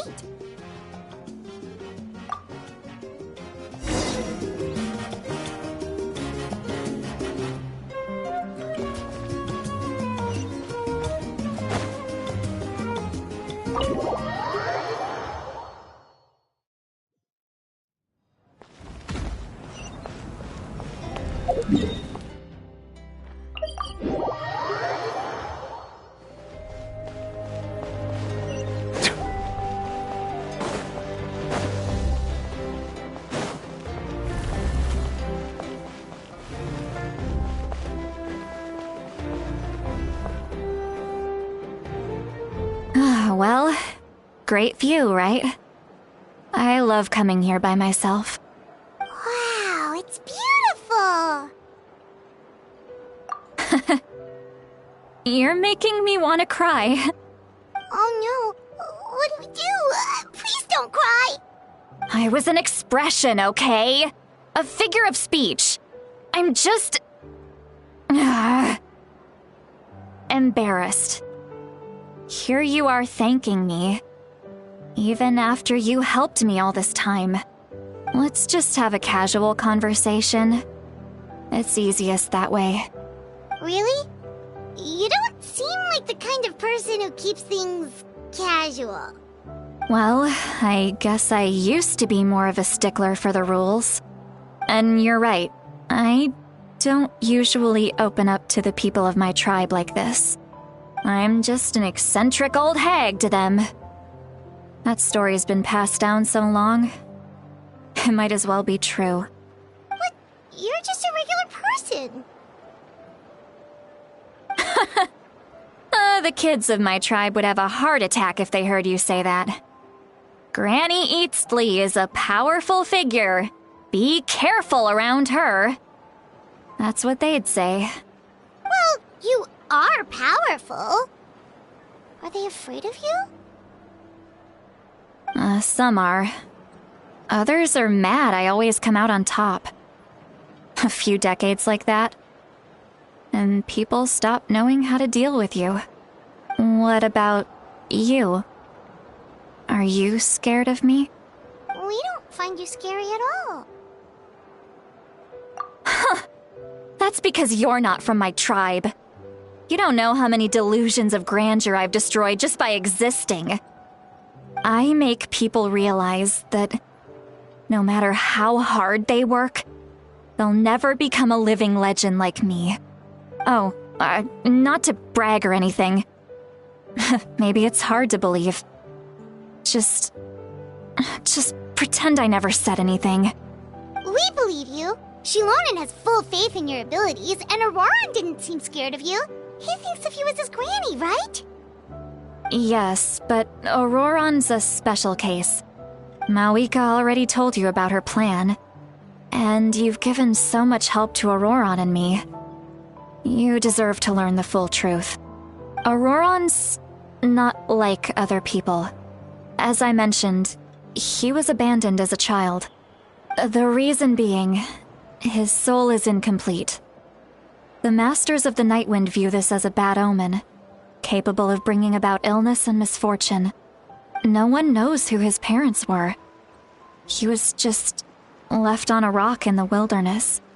It's a miracle he wasn't devoured by some wild beast. The Masters of the Nightwind believe they can see human souls, and in Auroran's incomplete soul, they saw a possibility for Natlan. A possibility to turn Auroran into a vessel for lost souls. The ceremony would allow lost souls to gather within him. Auroran would then be sent to the Night Kingdom to return the souls to their rightful place, strengthening the ley lines and completing the ceremony. Wait, that doesn't sound right. Now you see the problem. When damage occurs to the Night Kingdom, the souls held within disperse and remain adrift, unable to find a way back to the ley lines. This loss of souls damages the Night Kingdom even further. The ceremony can send back countless souls at once, which would benefit the Night Kingdom and the souls themselves. Of course, the vessel, Auroron, would be sacrificed in the process. I wasn't surprised the chief at the time came up with the plan. The ley lines were already in a terrible state. A suitable candidate for the ceremony appears, and now you have the chance to make things better. Of course you're going to take it. When the chief asked for my opinion, I didn't give my approval, but I didn't object either. So they went ahead with the ceremony. It failed, and Auroron escaped with his life. Pathetic, isn't it? By not objecting, I basically gave them the go-ahead. Maybe they didn't have my explicit approval, but it's not like I did the right thing. If the ceremony was successful, Auroron would probably be dead. Of course, in my tribe, death is rarely something to fear. But what kind of message would we be sending by sentencing a newborn to death? By using a human life as a tool? It's not right. So, when I learned the ceremony had failed, I was ashamed by my inaction, and absolutely relieved by the result. The plan was never a secret. Or, I guess I should say, there was no point to keeping it a secret. A simple investigation from Auroron would reveal everything. Everyone thought he would be happy he survived, and he never really said anything to the contrary. But just as I was about to put all of it behind me, he asks this question. Would Natlan have been saved if the ceremony succeeded? Wait, but it's not his fault. He knows that, but he still feels guilty. Auroron has a strong ability to perceive souls, more than any of us. He understands just how dire the situation with ley lines has become. Maybe he chose to work with the Fatui because he still thinks he owes a debt to Natlan. I can only imagine what they told him. Traveler, didn't the captain say he found a way to solve the crisis? Maybe that's what brought Auroron into this. Anyway, we can't just let things go on like this. We have to convince him to come back! You don't look so good, Sweet Lolly.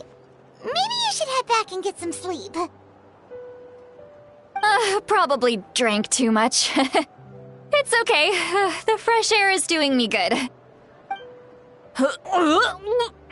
Okay. Forget that. I need to go home. I hit it a little too hard. You've helped me so much already. How do I even begin to thank you? Hey, we're friends, aren't we? Besides, you already said you owe us a favor, so you don't need to worry about us. Good point. Well, I'll go home and get some sleep. We can figure out our next move in the morning.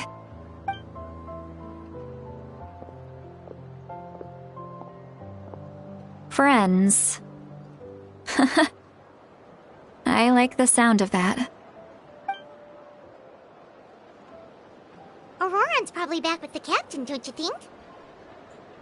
You mean about the backup plan? Do you really believe what the captain told us? Yeah, you're right. We should just go to her directly. But she's probably asleep. We can find her first thing in the morning. For now, let's... go to bed.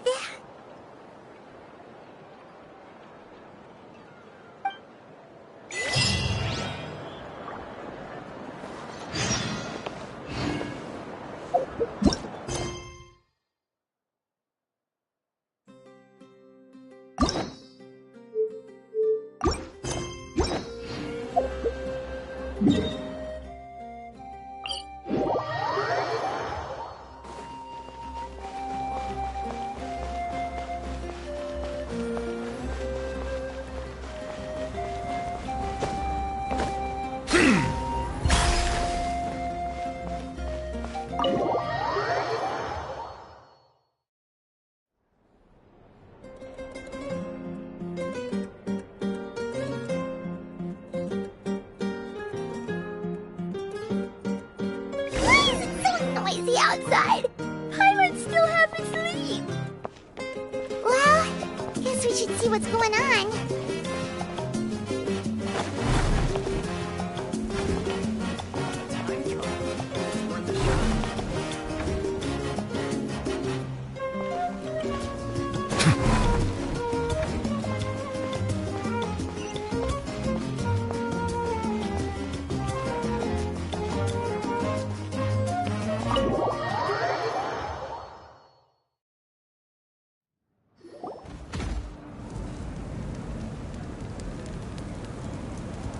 You're already here. I was just about to come get you. Wow, you're up early. That's impressive, especially after all the drinking last night. Let's not bring up last night. I'm embarrassed about the whole thing. Anyway, I was also woken up by the commotion. Looks like all the warriors from the stadium are on the move. I heard many areas have been attacked by the Abyss, including the Masters of the Nightwind. I need to head back right away. The Abyss attacked again? Are you sure you can handle it on your own? Do you need our help? I'll be fine. We also have the support of the warriors stationed at the various outposts. Given the quick response, things shouldn't get too serious. The stadium could always use more manpower, so you should join the forces here. I'm done making excuses for him. He's not a child anymore. He needs to take responsibility for his actions. I was the one who vouched for him, so I need to report back to the Speaker's chamber. I'll accept however they choose to handle the situation. But I should be able to convince them to let me go back to my tribe first to deal with the attack. As for the ancient name, once we handle this crisis, I'll talk to Shilonen right away. Don't worry, I never forget a promise to a friend.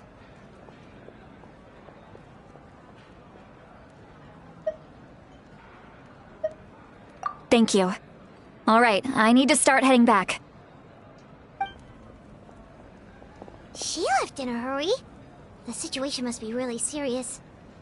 Oh, looks like a lot of people are heading to the stadium. Let's see what's going on.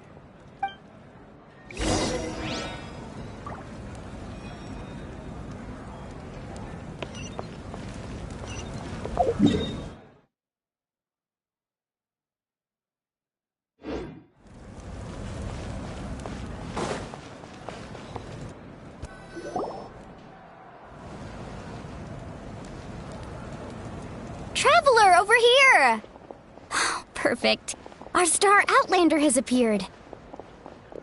Oh, you're all here! But, what's with the whole star Outlander thing? Just my way of saying how awesome you are.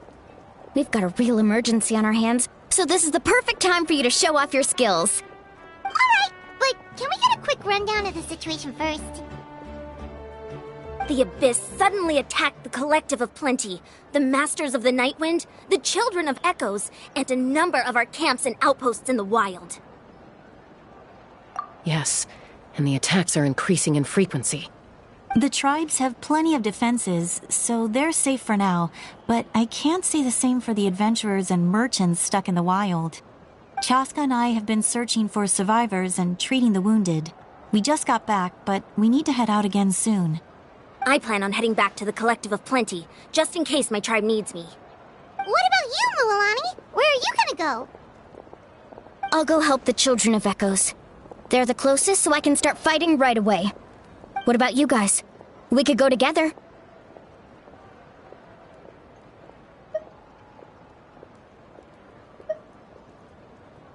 Yeah, that does sound important.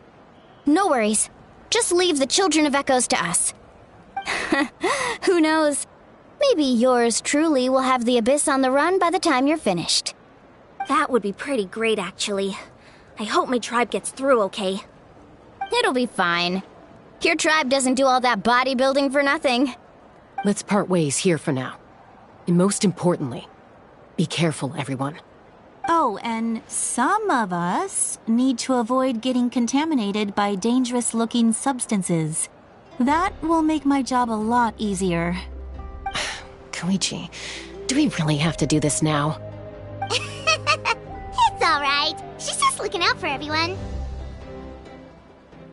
Alright, let's hurry up and talk to the Pyro Archon so we can help the others.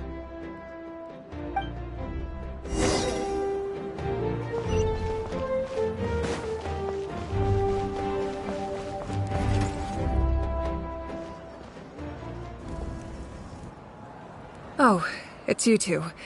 As you can see, things are not looking good right now. People across Natlin are in danger. Look, I'm very interested in your recent adventures, but this is not a good time. So we'll have to keep our conversation short. That's alright, we're also in a hurry. We're gonna go help the Children of Echoes after this. What?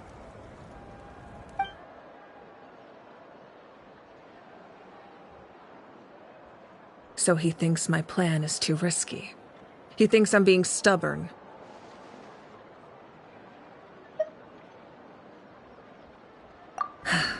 I shouldn't underestimate the Fatui's ability to gather intelligence.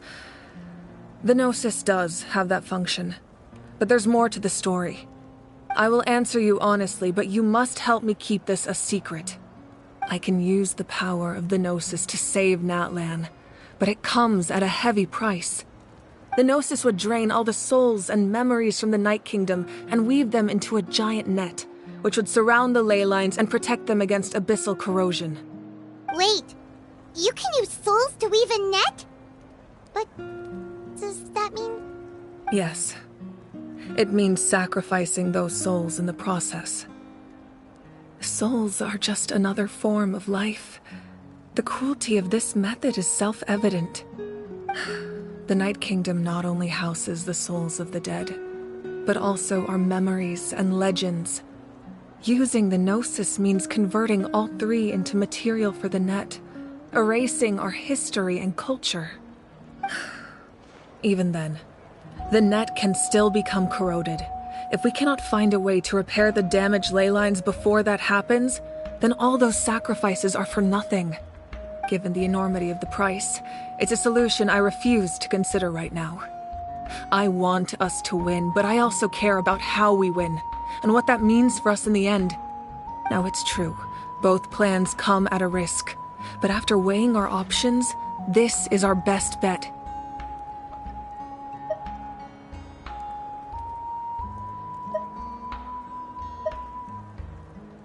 Natlan is unique among the nations of Teyvat. Given the ever-looming threat of the Abyss, the Pyro Archons had to account for the worst-case scenario. Having a contingency plan is our duty, not just to the people of Natlan, but to all who live on this continent. Still, this has always been a well-kept secret. I'm very curious how the captain learned this information. Oh, one more thing? The captain said he found another way to solve the problem. Could be equally as extreme, though. Without the Gnosis, he should have no other option. But I see no reason for him to lie. Seems like our only path forward is to track him down, so he can answer that question for us.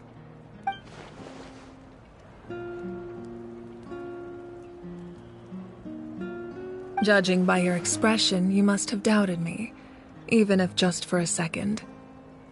Not even a little! We would never... Wait, what are you talking about, Traveler?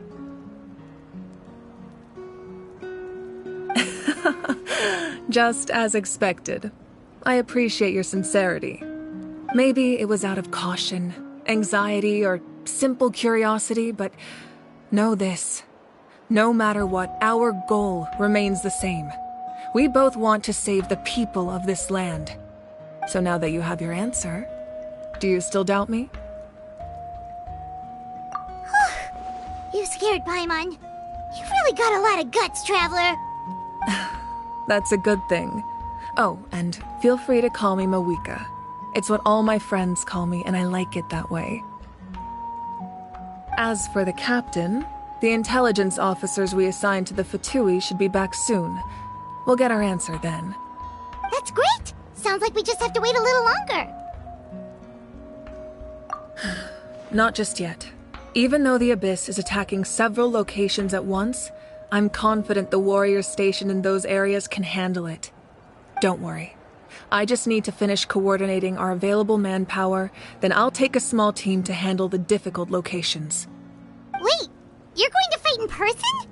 Didn't you give up your power? That's true. I'm far less powerful than a god in my current state. But don't forget, I was an experienced and powerful warrior before I ever became the Pyro Archon. No matter how you look at it, my duty is on the front lines.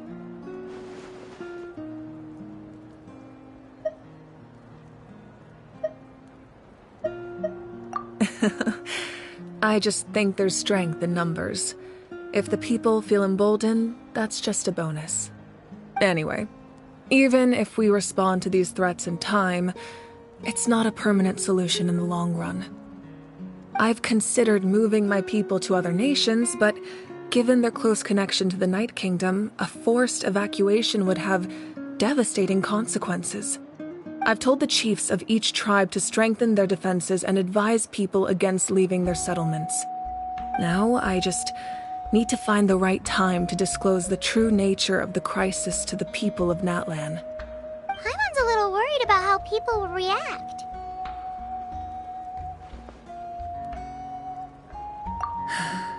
Yes, but that won't be the only response. In any case, that's for me to worry about. I'll let you know when we have more information on the captain. Alright, we should head out. Maybe we can join up with Milani. She can't be too far ahead. No need to worry about me.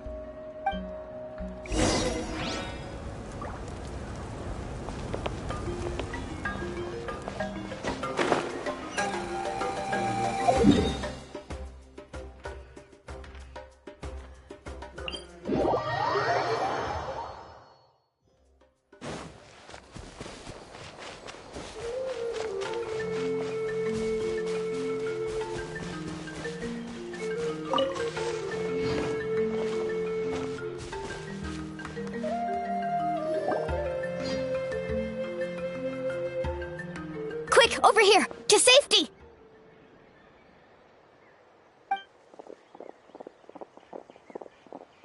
Kachina, how many people do you have left?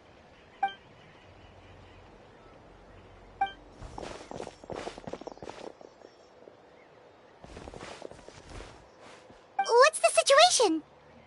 There's a trapped caravan that needs our help. We need to rescue them as soon as possible.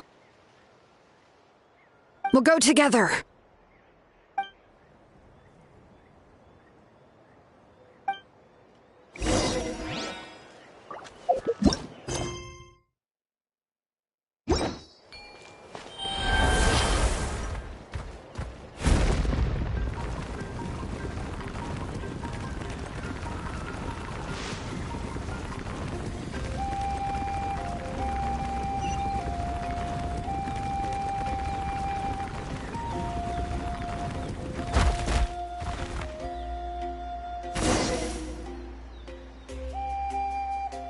Stay safe.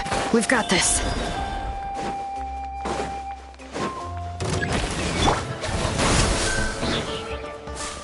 Right here!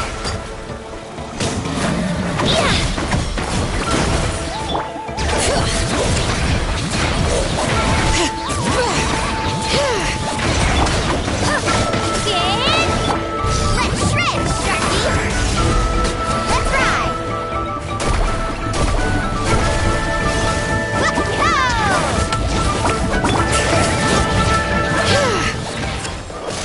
Hear the echoes of the valley! I really thought I was done for. I can't thank you enough. Don't worry about it. We're just glad you're okay. Let's see. Your goods look fine too. Guess the Abyss isn't after Mora. That should be the last abyssal pylon near the Children of Echoes.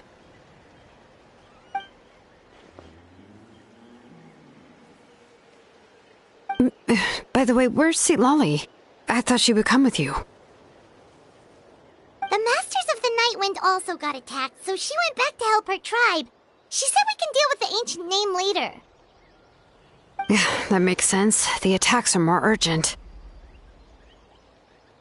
Alright, this isn't a good place to talk. Let's head back to the tribe.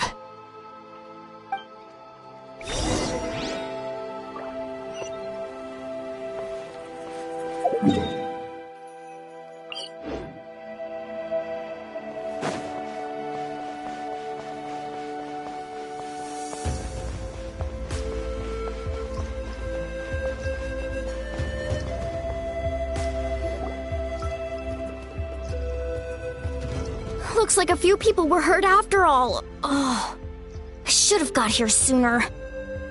The Abyss threw a lot at us at once. I rushed out as soon as I heard the alarm, and there were already so many monsters. Before long, Kachina brought over a whole group of warriors, and just like that, we destroyed several pylons as a team.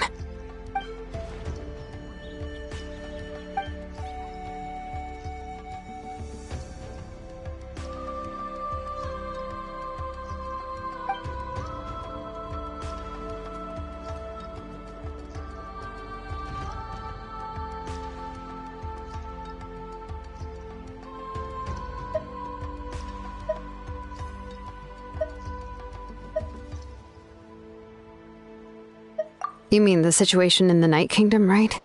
Yeah, I feel the same way. We've managed to keep it a secret all this time, but more and more people are realizing something's wrong.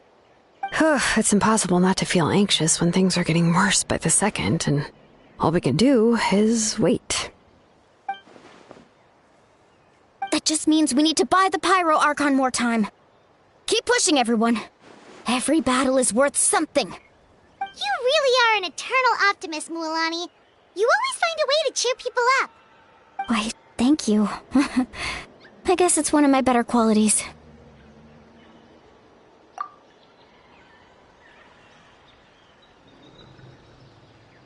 So, specifics aside, the Pyro Archon confirmed the Gnosis can resolve the crisis, but it comes at a huge price. And somehow the captain finds out about it, goes to fight the Pyro Archon, and calls her out for having a solution but refusing to use it. Honestly, if he has the same information as us, I can't really blame him.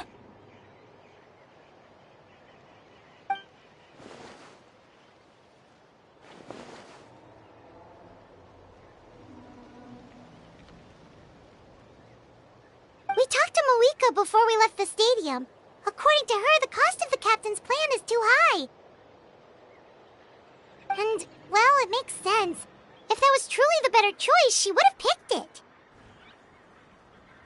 Yeah, I trust the Pyro Archon. When I was upset about Kachina's disappearance, she was really sincere and patient with me. Plus, she burned down all those precious mementos for Kachina. She's already proven how much she values even a single person's life. When it comes to Natlan's survival, there's no way she would hold back. I agree.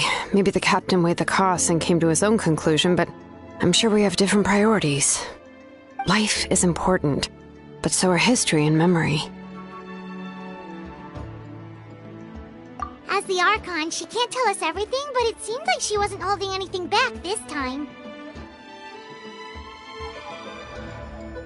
The next question is, if the captain found a new way to save Natlan, how come the Pyro Archon has never heard of it?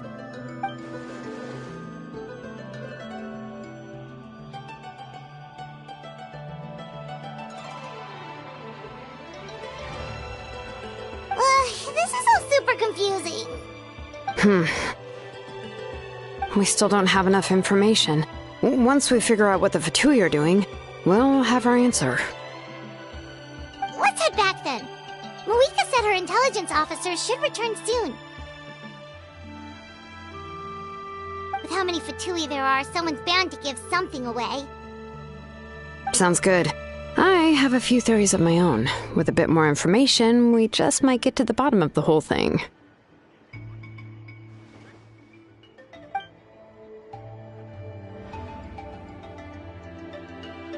I was just about to ask.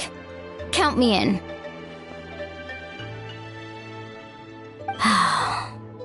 If I was just a bit faster, we could have prevented a few people from getting hurt. People who could help us in the next battle. It's all a chain reaction.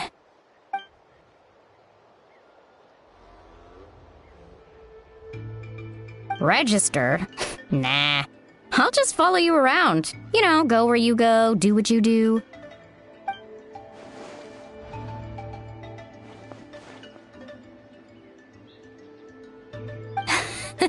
You got it. I just don't want to make the trip back. It's so far. All right. See you all later. Let's get together and celebrate once this is over. Oh, you betcha!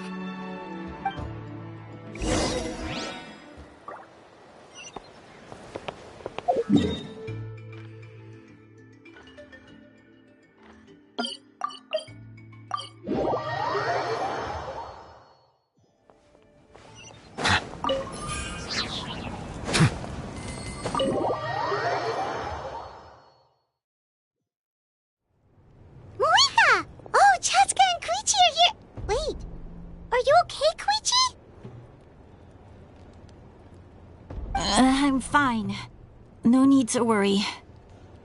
They ran into the Fatui while out on a mission and decided to follow them. The Fatui? Calm down and let me explain. Here's what happened.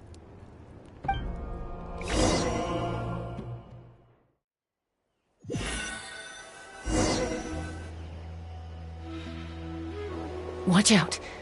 It's the Fatui. Were they attacked by the Abyss? No, wait. It looks like they're protecting a group of travelers. Over there. Do you see? You're right. That's a traveling group from Natlan. Could they be trading for something? Let's keep observing for now. We're glad you're okay. Given the appearance of abyss monsters all over Natlan, you should cancel your journey and seek shelter at the stadium or one of the tribes. Thank you so much. I wish there was something we could give you. We don't expect anything in return. We were out on a mission and saw you being attacked. It was our decision to help. If you truly wish to repay the favor, you can keep this a secret. If anyone asks, just say you were saved by warriors from Natlan. Oh, okay. We can do that. But... We're not asking you to cover up our activities. We haven't done anything illegal. Our captain simply wishes to remain undisturbed. Nonetheless, the decision remains yours. If we wanted to keep you quiet, we would have employed a harsher method. Got it. We'll get going now. Did you hear that? They mentioned a captain. Isn't that who the Pyro Archon is looking for? Exactly. We could be onto something big. Still, there was no trade. They were just helping people in need. I didn't sense an ulterior motive. I didn't believe the captain when he said he wanted to save Natlan. But based on what we just saw, it's possible he was telling the truth. Maybe we've been wrong about the Fatui this whole time. It's too early to say. Let's follow them and see what's really going on.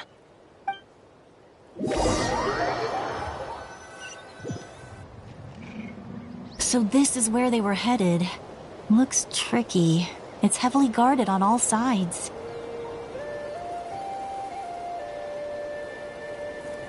Koichi, wait for me here. I'll go in and check it out. Oh, no you don't. How are you planning to get through all the guards? Look, I can use this terrain to my advantage. With our tribe's special way of getting around, I doubt they'll see me coming. We still can't see anything on the inside. What if you can't find cover? You won't have anyone to watch your back if you go in alone. The more heavily guarded the location, the more valuable the secrets. Even if the captain isn't here, we can still figure out what the Fatui are planning. That intel is worth the risk. Fine. You're not gonna listen to me anyway, so let me come with you. That's even more risky. You've been running around saving people for days. You're already at your limit. I'm confident I can protect myself. I'm not sure you can say the same. At least right now. I can. You really believe that? Fine, don't believe me. But you can't honestly tell me infiltrating a heavily guarded Fatui hideout all on your own sounds more reasonable. You know, growing up, even if I insisted on doing something, it never gave you any trouble. I'm not sure you can say the same. All right. If we start arguing, this will never end. We can't let this opportunity go to waste. Guess that means I win. Don't worry, you're not the only capable young person from our tribe. I can handle this. All right, same plan as usual. We split up, communicate with hand signals, make sure our blind spots are covered, and support each other once we strike. Got your ropes? Yeah, let's go.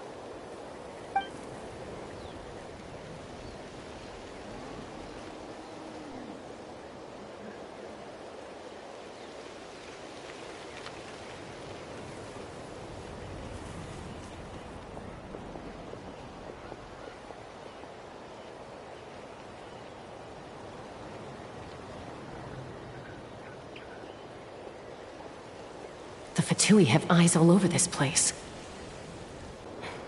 I should wait for Koichi's signal.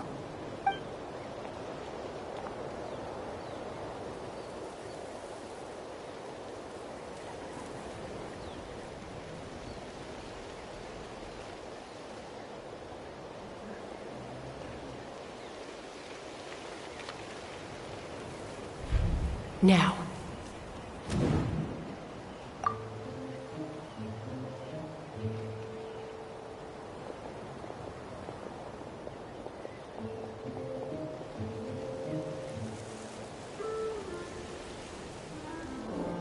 Not sure how many chances I'm gonna get. I need to act.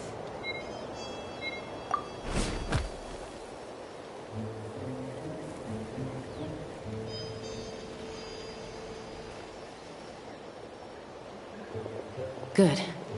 I made it without getting caught. I should get to that platform over there. But it's guarded by the Fatui. Koichi should have line of sight. I'll wait for her signal.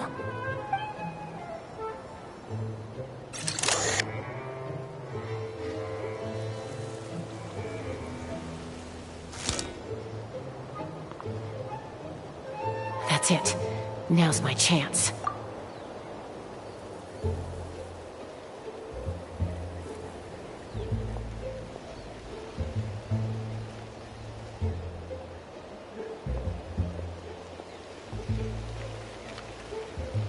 It's no use staying in one place. I should keep moving. Looks like Chaska is helping me by keeping an eye on the Fatui movements. I'll wait for her signal.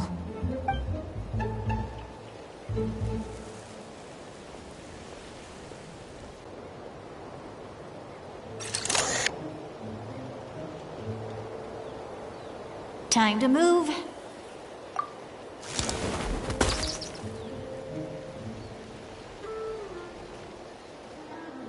Whew! That was close. Almost got caught. Probably can't make it over in one go. I'll wait for my next chance. Now's my chance.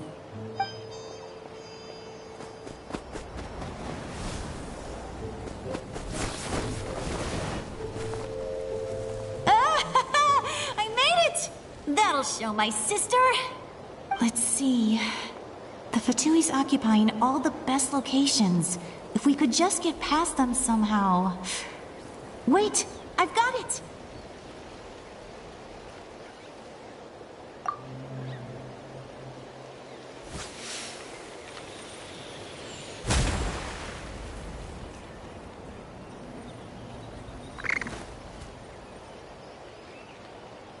Huh? What's that noise? Did something explode? Oh! It stings! What the heck is that? What do you think you're doing? I could ask you the same thing! Good, they're arguing. Looks like they just needed an excuse. They've probably had enough of this job already. The people on the hill over there left to help their comrades. This is our chance.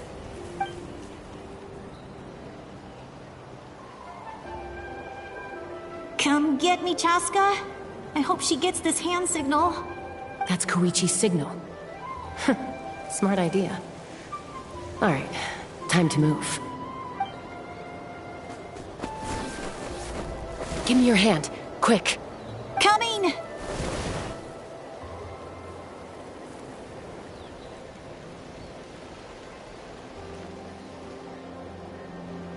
I checked, and this way is completely clear. It should lead us to the deepest part of this place.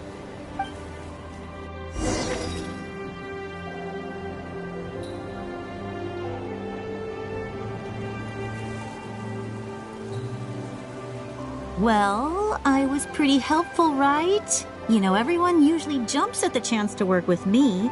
Not my own sister, though. No, she avoids me like her life depends on it.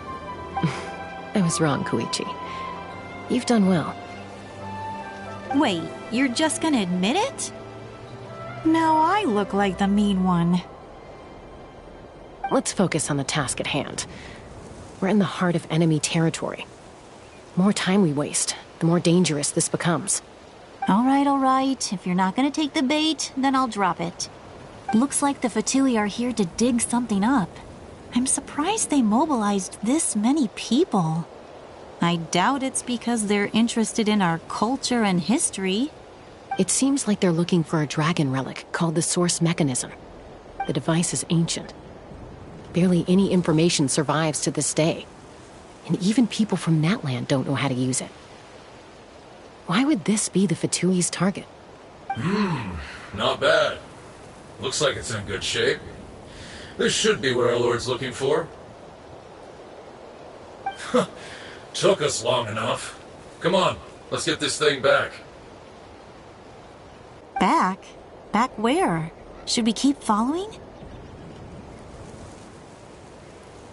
You really want to keep going? Of course.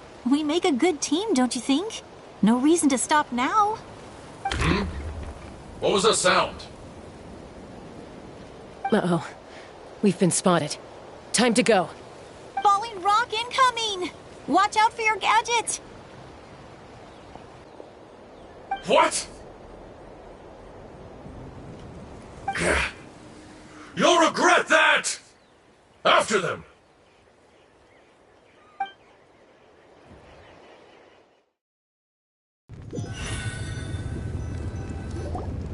Once we got them off our tail, we went back to observe some more. They'd collected several identical pieces of something. It looked like they were waiting, though. So we decided to come back. So, Koichi got injured trying to get them off your tail? She pushed herself too hard and collapsed on the way back to the stadium.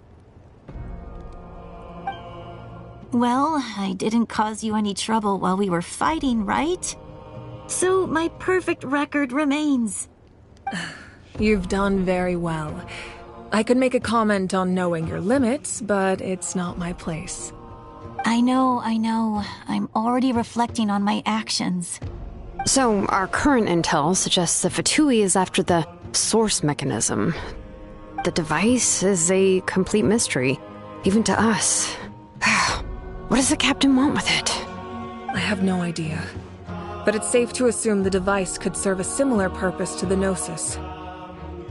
Shilonen, I need you to gather every scholar in Natland familiar with the secret source. I'll get right on it. Thank you both for your hard work. Koichi, it's time for you to get some rest. Oh, and there are gifts from your patients waiting at the speaker's chamber. I've prepared a small gift of my own as a token of gratitude. I'll send it to your home along with the others. My patience. That's so nice of them. Guess that means I'm doing something right. You don't need to give us anything, Archon. We were just doing our duty for Natland. I should take Koichi home now. Well, if Koichi doesn't want her favorite Saurus crackers, then... I accept. Thank you, Archon. What am I gonna do with you? There's some for the rest of you as well. They're one of my favorites too, so don't be shy. I'll start investigating the Source Mechanism right away. If I learn anything, you'll be the first to know. Yummy snacks!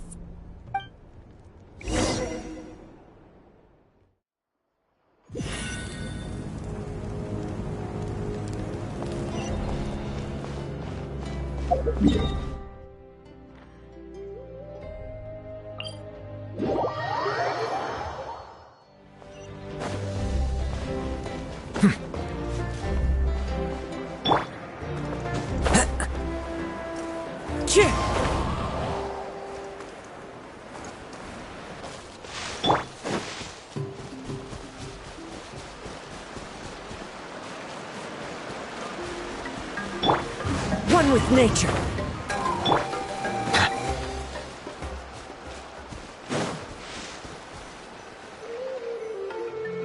What's next for you two? I'm taking Koichi home, with our parents there to keep an eye on her.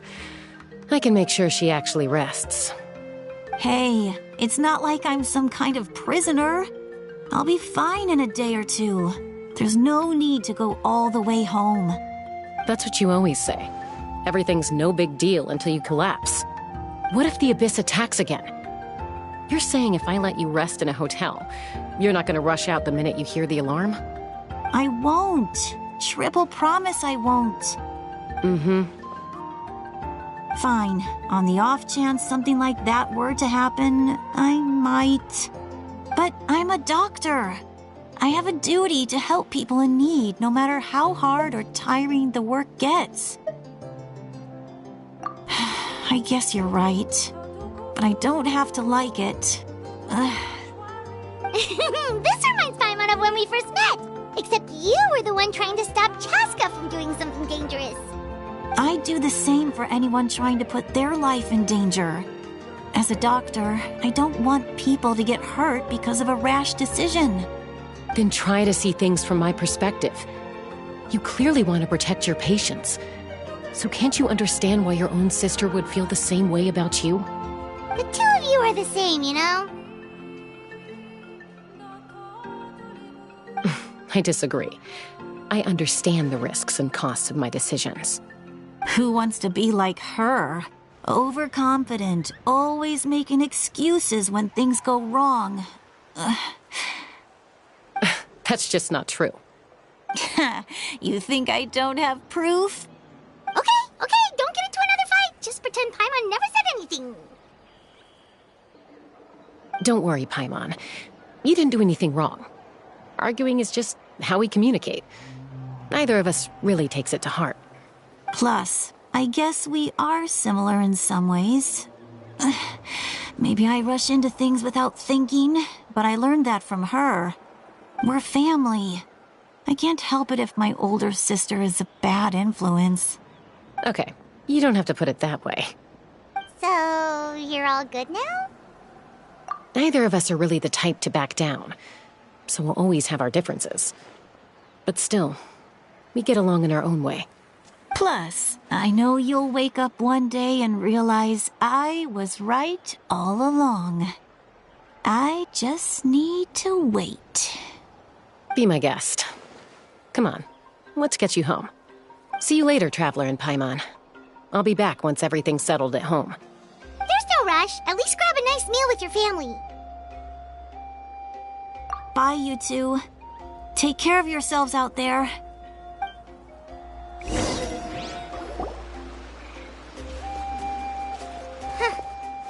two will probably make up for real at some point, right? Well, we've learned a lot. Let's go over everything that we know so far.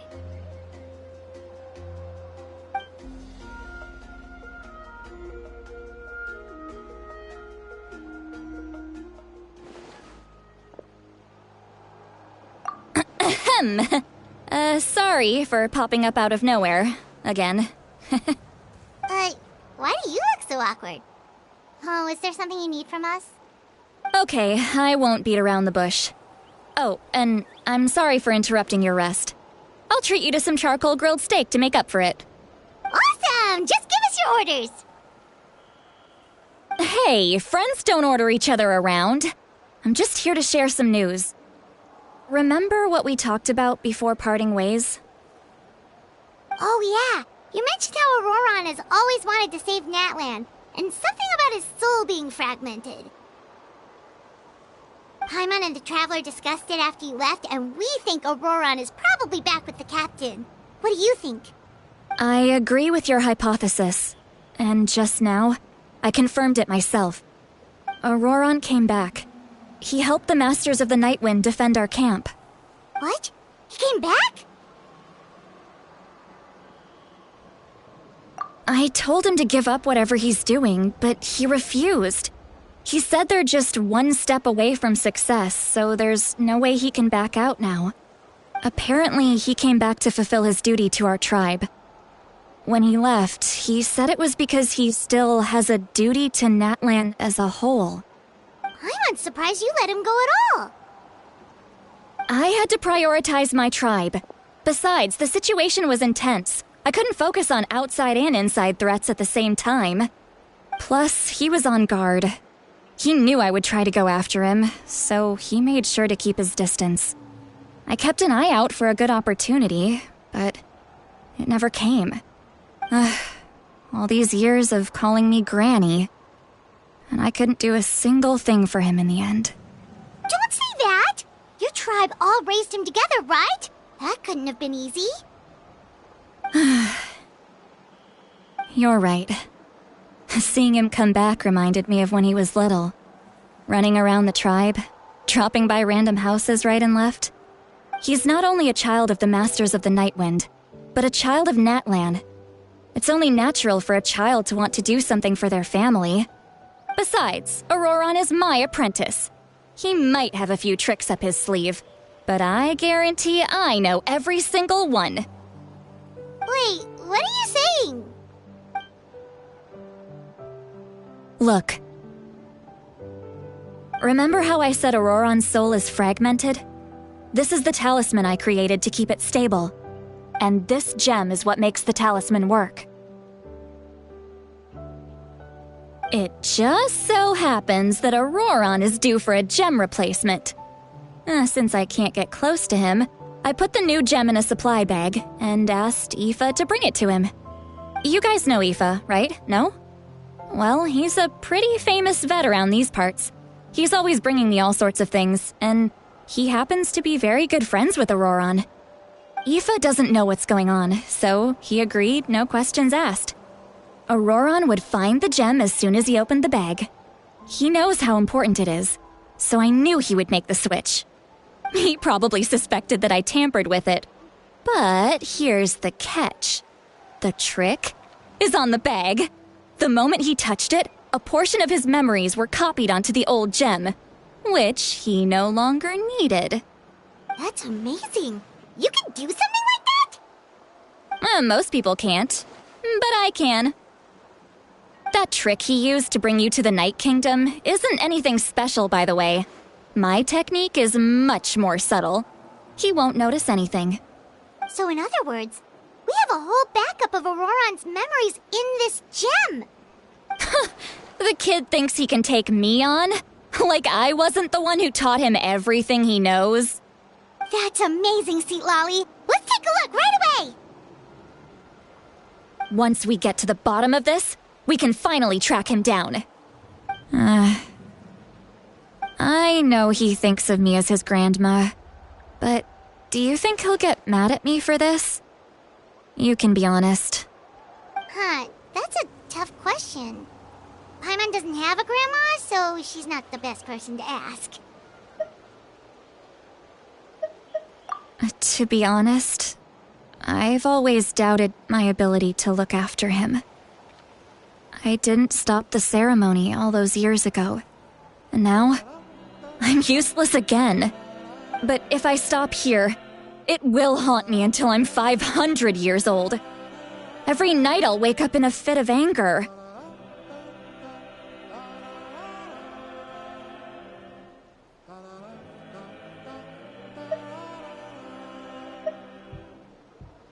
Yeah, you're right. First anger, then tears. Oh, wait! Who are you calling a crybaby? You're just making it worse, Traveler. I need to look at his memory. Even if he resents me, refuses to see me, or runs away for good. I don't care, and I won't blame him. A family does whatever it takes to protect their own. You sure you'll be okay? We can come with you if you want. Did you just say you'll come with me? Is that okay? We have a pretty good reason to see it too, don't we? Because, right, we need leads on the Fatui.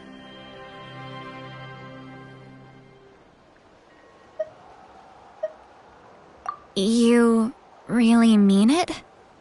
Fine, you can come. Just promise me you'll see this through. No backing out. Got it? Don't worry, we're professional adventurers. Then I place my trust in your professionalism. All right, time to sneak into someone else's memory and engage in some, unwanted spying. You heard it here first. I wouldn't be doing this if I had any other choice. Are you ready?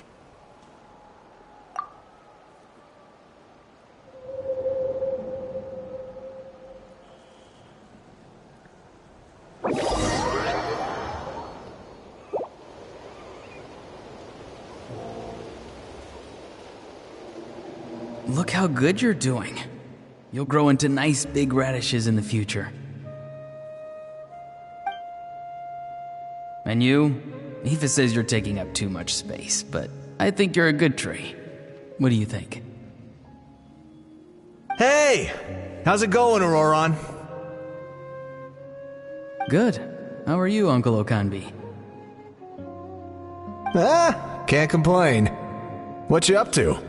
Naming your vegetables again? No, just some idle conversation. Sounds fascinating. What did they say? They told me you were coming and that you would take some produce with you. Only if you're offering. By the way, I ran into Aoife yesterday. He told me Chaska's fostering a saurian at his place. Said the thing trampled over a part of your radish garden. I hope you two didn't get into a huge fight. No, don't worry. I'll find a way for him to make it up to me. I've already wrapped your share of the produce. Here you go. You really knew I was coming. That's pretty amazing. Light up the smoke and you can see the path through the shadows. That's what everyone says. Hey, have you seen that strange group of people that just appeared out of nowhere? Appeared out of nowhere? I don't think so. It's the Fatui. Their leader seems like a big deal. He didn't bring many men with him, but they're all elite warriors. It seems like they're looking for someone, but I wouldn't go around asking too many questions. If you run into them, be careful.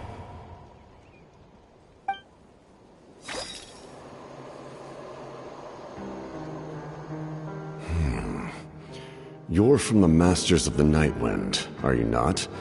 Why do you live here alone? I enjoy living by myself out in the wild. I guess you're from the Fatui, the one everyone's calling a big deal. Not an inaccurate description. I'm looking for someone who may be known to you. Citlali is her name. Granny? What does an Outlander want with her? I've heard the name. You have business with her?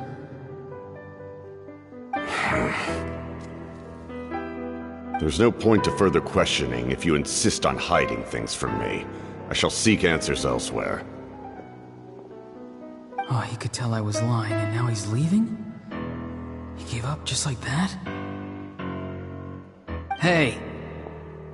At least tell me why you're looking for Citlali. It's none of your concern. I have my own means of tracking her down. Why are the Fatui looking for her? What does she have to do with them? I can't just let them go like this. I have to figure out what they're planning.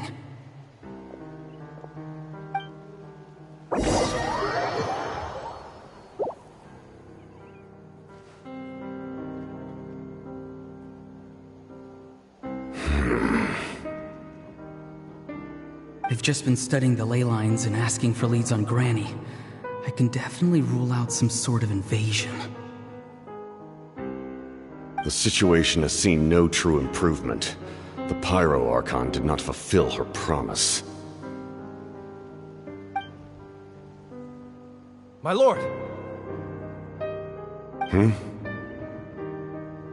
Ignore him. He is no threat.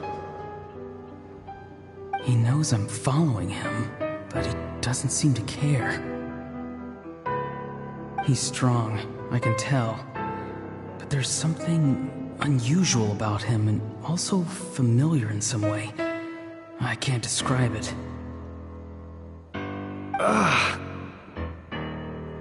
What is it?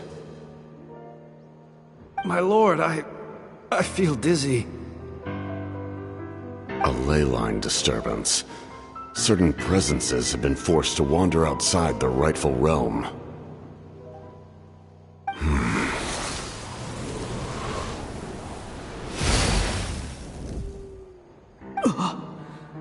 That was a spell from the Masters of the Nightwind. How did he know that? Is he sending those escaped souls back into the ley lines? How did he do that so easily? Soulfaring is supposed to be extremely difficult. This could be related to why he's searching for Granny. I feel much better. Thank you, my lord. Think nothing of it.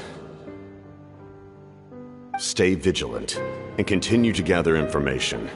The Abyss could attack at any moment. If you notice any irregularities, assume drill formation and be prepared to fight.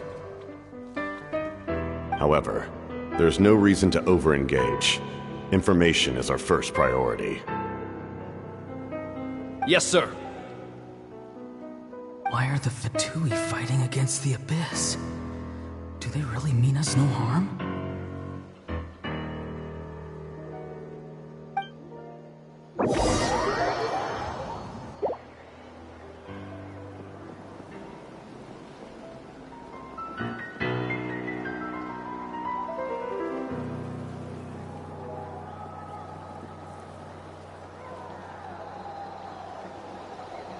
I've been following him this whole time and still they ignore me?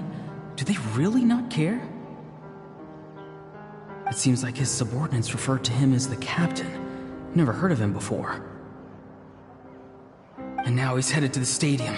That's unusual. Oh, what is he gonna do? You two, with me. Everyone else, wait here as instructed. Send word to the other teams to retreat immediately if this fails. Yes, sir! He's going inside? But the Pyro Archon is in there. What does he want with her? Forgive me, my lord. Allow me to check one more time. Do you truly wish to do this?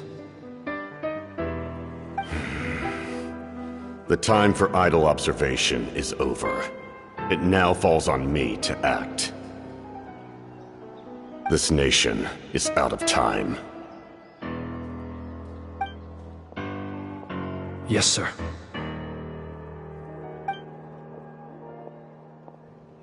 He just walked straight into the stadium. What is he gonna do?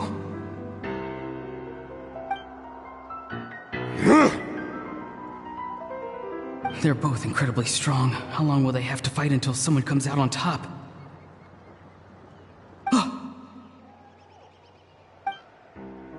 Wait, this feeling. Just like the other day near the ley lines, it's faint. Like a soul's trying to escape. Where is it coming from? Is that why he's looking for Granny? If he dies here, then all clues will be lost. I can't let that happen.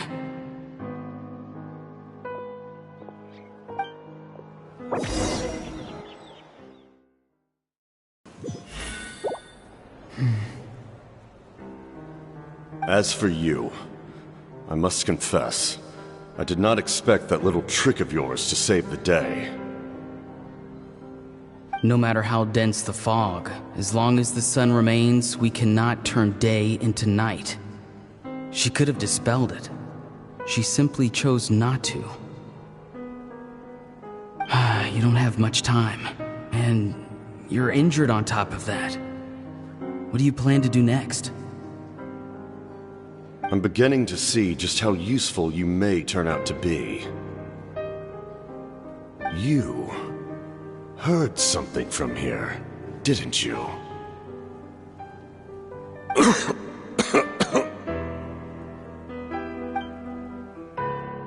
No need to force yourself. I've never seen anyone match the Pyro Archon in battle before. I didn't expect you to intervene at such a critical moment. You know I've been following you. Why didn't you stop me? When walking in the forest, it is only natural to encounter wild beasts. However, not every beast has the courage to come out and bite. And yet, one of those very beasts saved your life.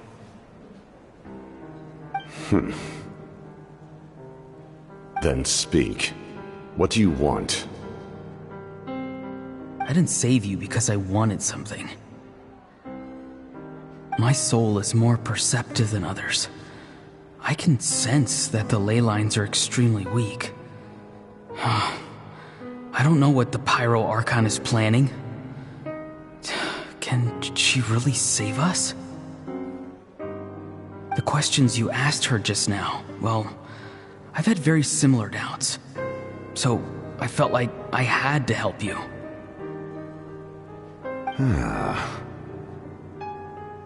So, you can tell the truth. That was quite a reckless decision to make. I'm not sure you realize that. There's no turning back for me now. What I did back there is going to get me in a lot of trouble. You attacked the Pyro Archon in broad daylight, and I used my spell to save you. A single glance was likely all it took for her to recognize my tribe. So, we're in the same boat. Seem to care little for my thoughts on the matter. It's too late for that. Start from the beginning. Why are you looking for Citlali? Do you know her? Explain your relation to her first. I know you two are acquainted. It was obvious the moment I mentioned her name. Citlali is my elder and my teacher. She taught me everything I know. It's my duty to protect her. If you truly wish to protect her, you should have let me perish at the Pyro Archon's hand. Yet, you chose otherwise. Do I really need to tell you what that means? I want to do something to change Natlan for the better. Something I can accomplish with my own two hands. You're stranger than anyone I've ever met. But maybe, just maybe, you can show me the way. Strange? Citlali is said to be the legendary Granny Eatsley, someone capable of communicating with the Wyab, and the Wyab are the key to information on the Night Kingdom. Why do you need knowledge on the Night Kingdom? That is not something you need to know. Don't forget, I saved your life. Do you not believe the Fatui capable of betraying a debt? People can lie, but souls cannot. I can tell there's a weight to your soul, a sense of justice.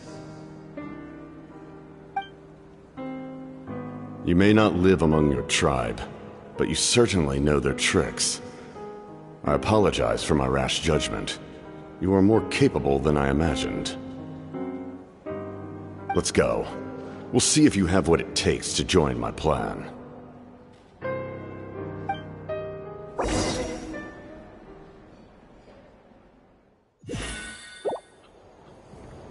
I see. Interesting approach. Worth trying, I think.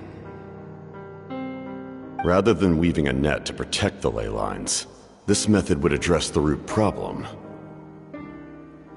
by reconstructing the ley lines themselves.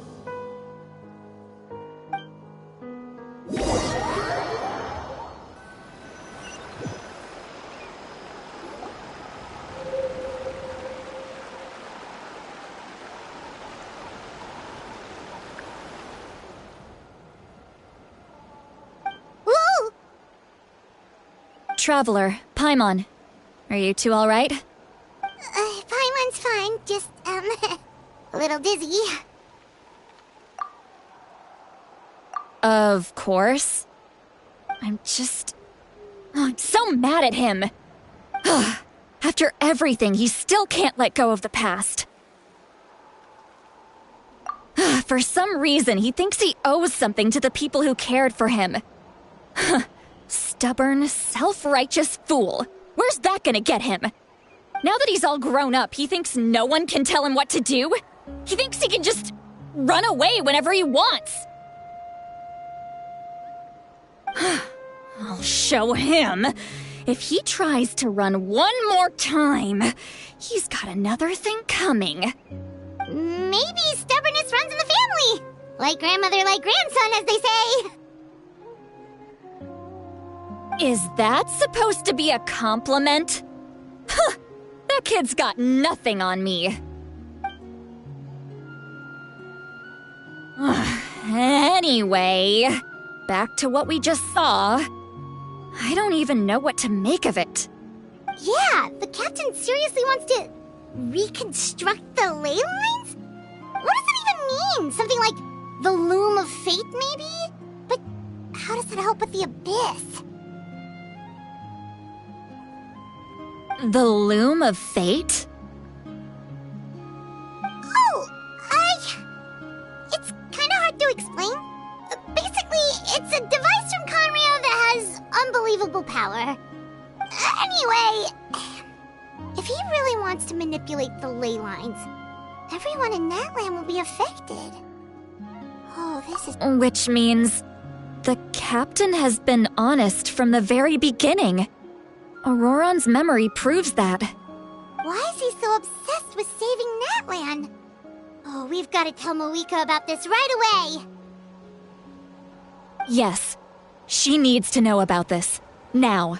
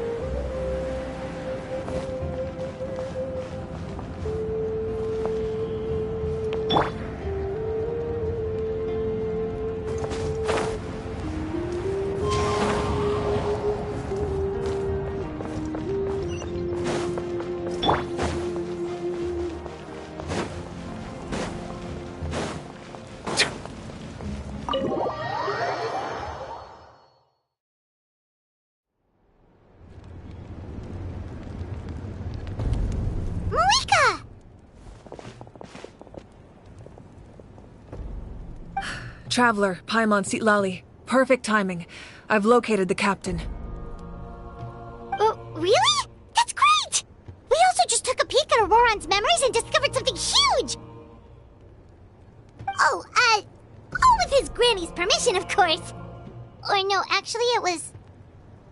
Calm down, Paimon. I'll take it from here.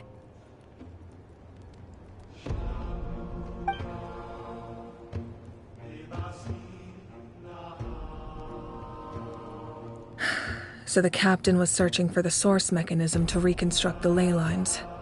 If his plan is already in motion, that means he knows exactly how to accomplish his goal. We have to stop him. Is reconstructing the ley lines a bad thing? Yes. It's not a simple fix. It would mean sacrificing nearly everything contained within the current ley lines, very similar to the price of using a Gnosis. If he activates the mechanism, it's all over. We need to mobilize our forces as soon as possible. But what forces do we have? Kanich, Shilonen, you two, and myself. All other warriors are working to push back the Abyss on the front lines. But that's barely any people! Not to mention you lost your power, and they've got the captain on their side! Oh, maybe we really should get Citlali to break Auroran's legs. That won't help us with the captain, I'm afraid. In any case, the Masters of the Nightwind are in urgent need of manpower. Citlali, I was hoping you could head back and help defend the tribe. All right. I understand where I'm needed. I'll head out right away. Don't worry about your grandson. We'll figure something out for sure. I'll leave him to you all then.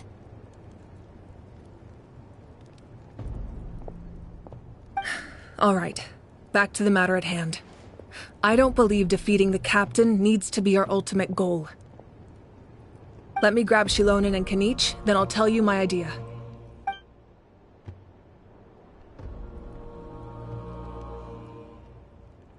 As you all know, Auroran is working with the captain and we need to stop their plan. The captain is a formidable opponent, but that shouldn't deter us. In any case, a head-on confrontation isn't the best way to solve the issue. Their plan hinges entirely on a single element, the source mechanism. If we leverage our forces, we can destroy it, and then success is ours. We'll head out together. In the event that a confrontation becomes inevitable, I'll stall the captain while you advance.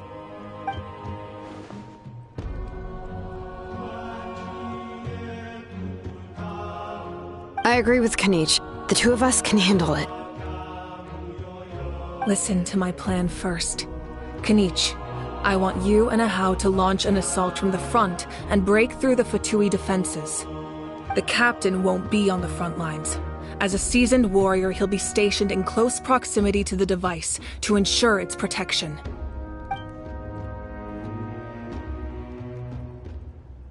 No. The purpose of the frontal assault is to gather the Fatui forces in one place. That way, it's easier for the rest of us to avoid them. Shilonen, I need you to do what your tribe does best, and dig a tunnel from the outskirts of the ruin. Once we get close to the device, we just need to destroy it.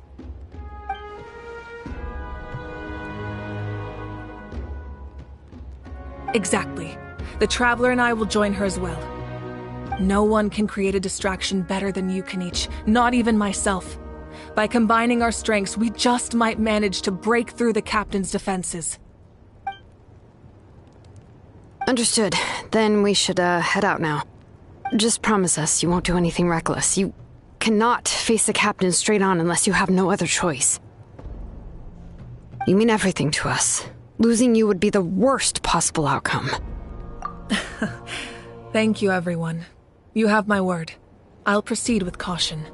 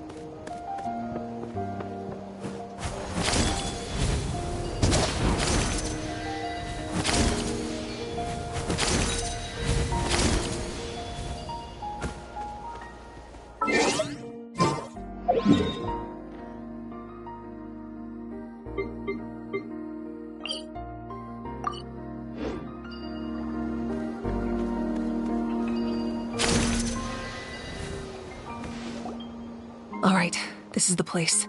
Their tunnel must be behind that gathering of Fatui guards. Any of the nearby mountains could be a good infiltration point, but if we want to stay under the radar, we should approach from the side. There are only a few Fatui stationed around the perimeter. We should take care of them first so they can't alert anyone.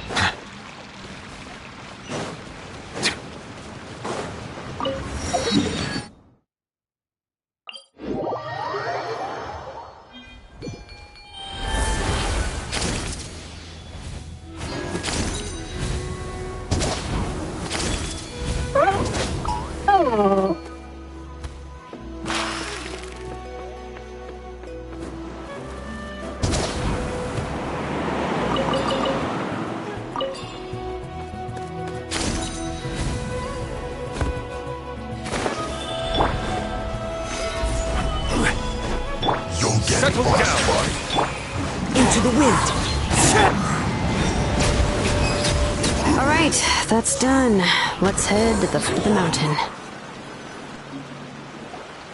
What do you think, Shilonin? Is this a good spot? Yeah, looks good. We'll take it from here.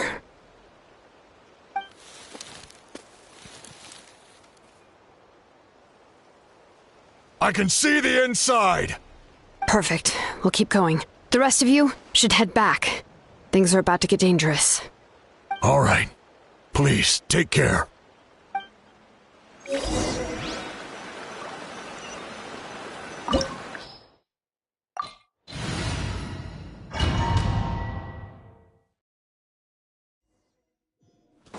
The Fatui wouldn't concentrate all their forces in one place.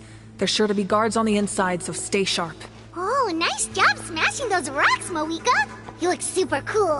Ah, that was some expert-level rock clearing, even by my tribe standards.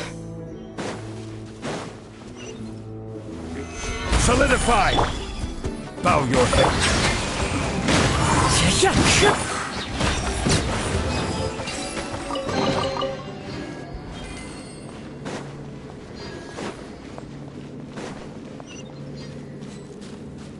That must be the Fatui tunnel over there.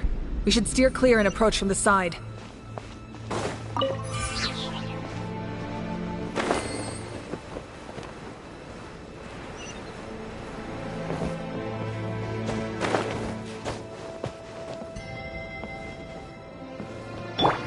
Wind strike.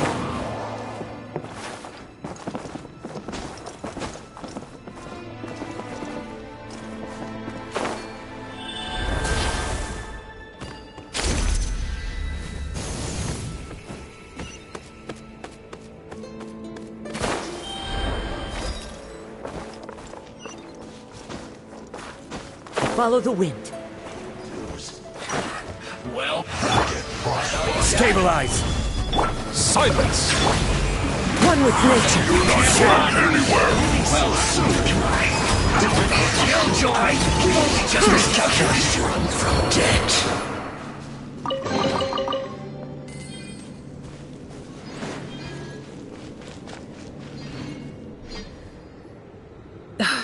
This spell is from the Masters of the Nightwind. It's Auroron's doing. They're probably trying to buy time.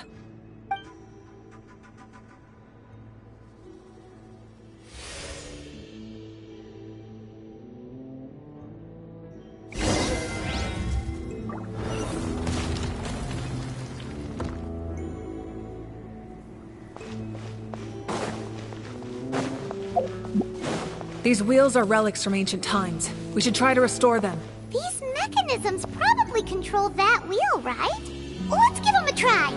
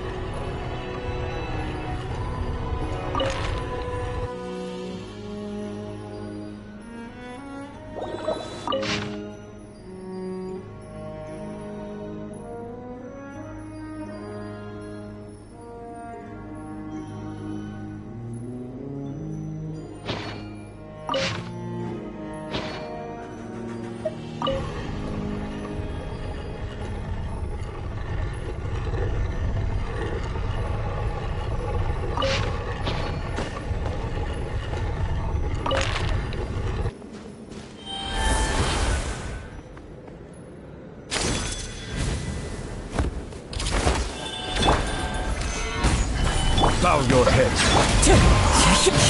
By royal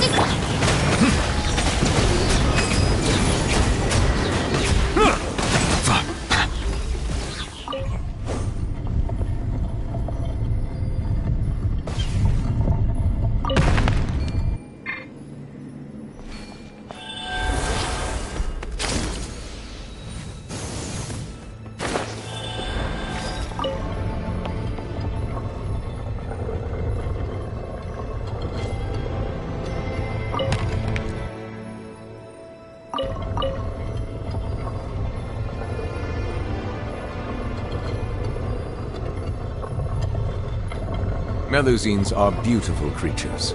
They are the pride of Fontaine. Be sure to befriend them and cause them no harm.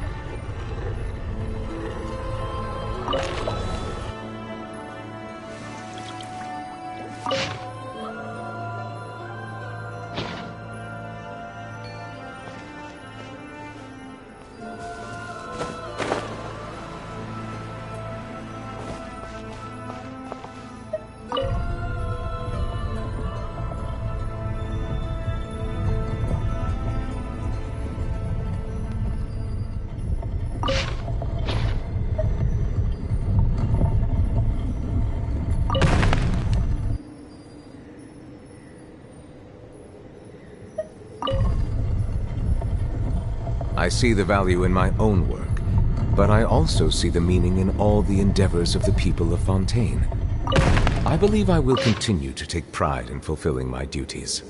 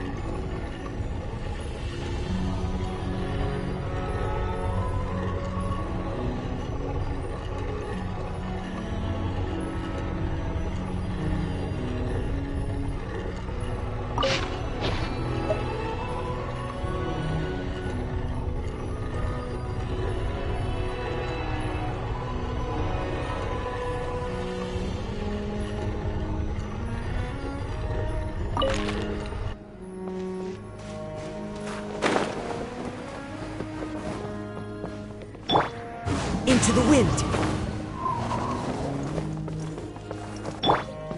Rise!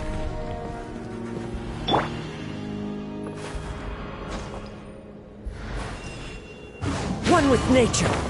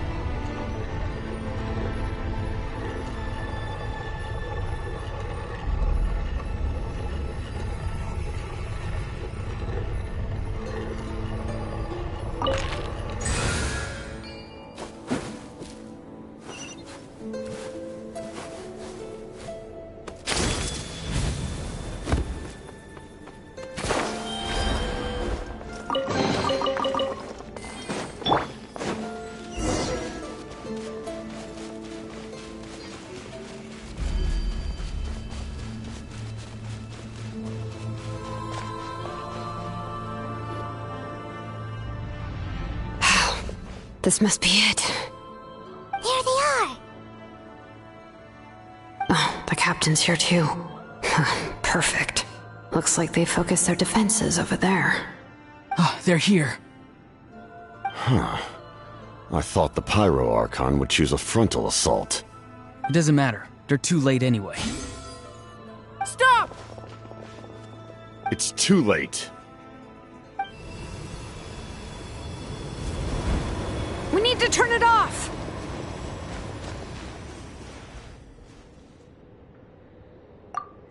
I won't let you do this!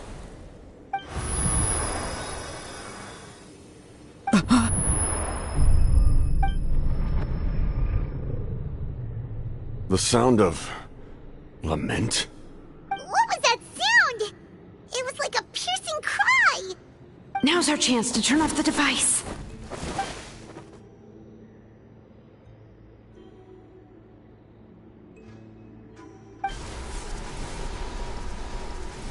Oh, Auroran?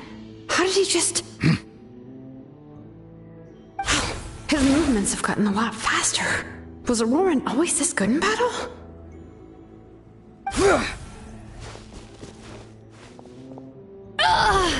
This ends now! Huh?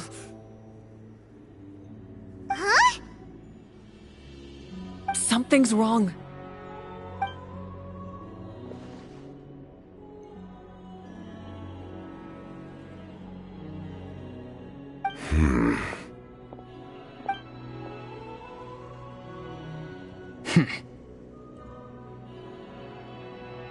You are not Auroran. Who are you? What? Commander. You...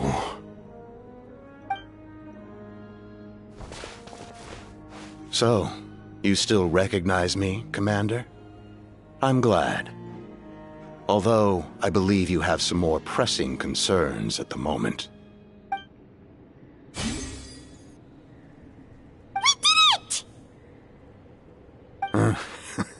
You see? You indulge your sense of honor for just a moment, and now you've lost your chance. Even now, you're still the same as ever. His voice is completely different.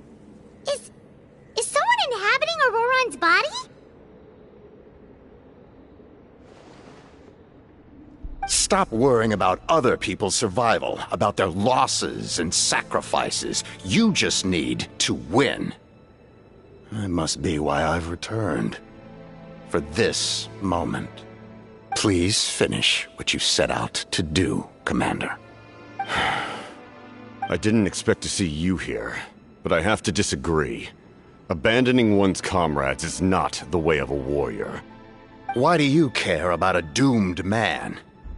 I know you can see it. He's already close to death. After all, his soul has been incomplete from the start. Oh,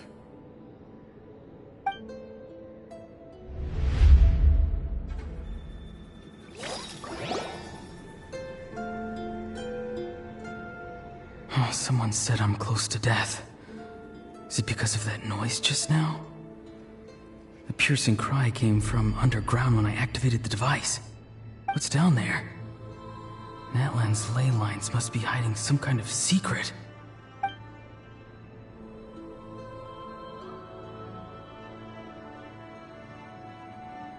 Ugh.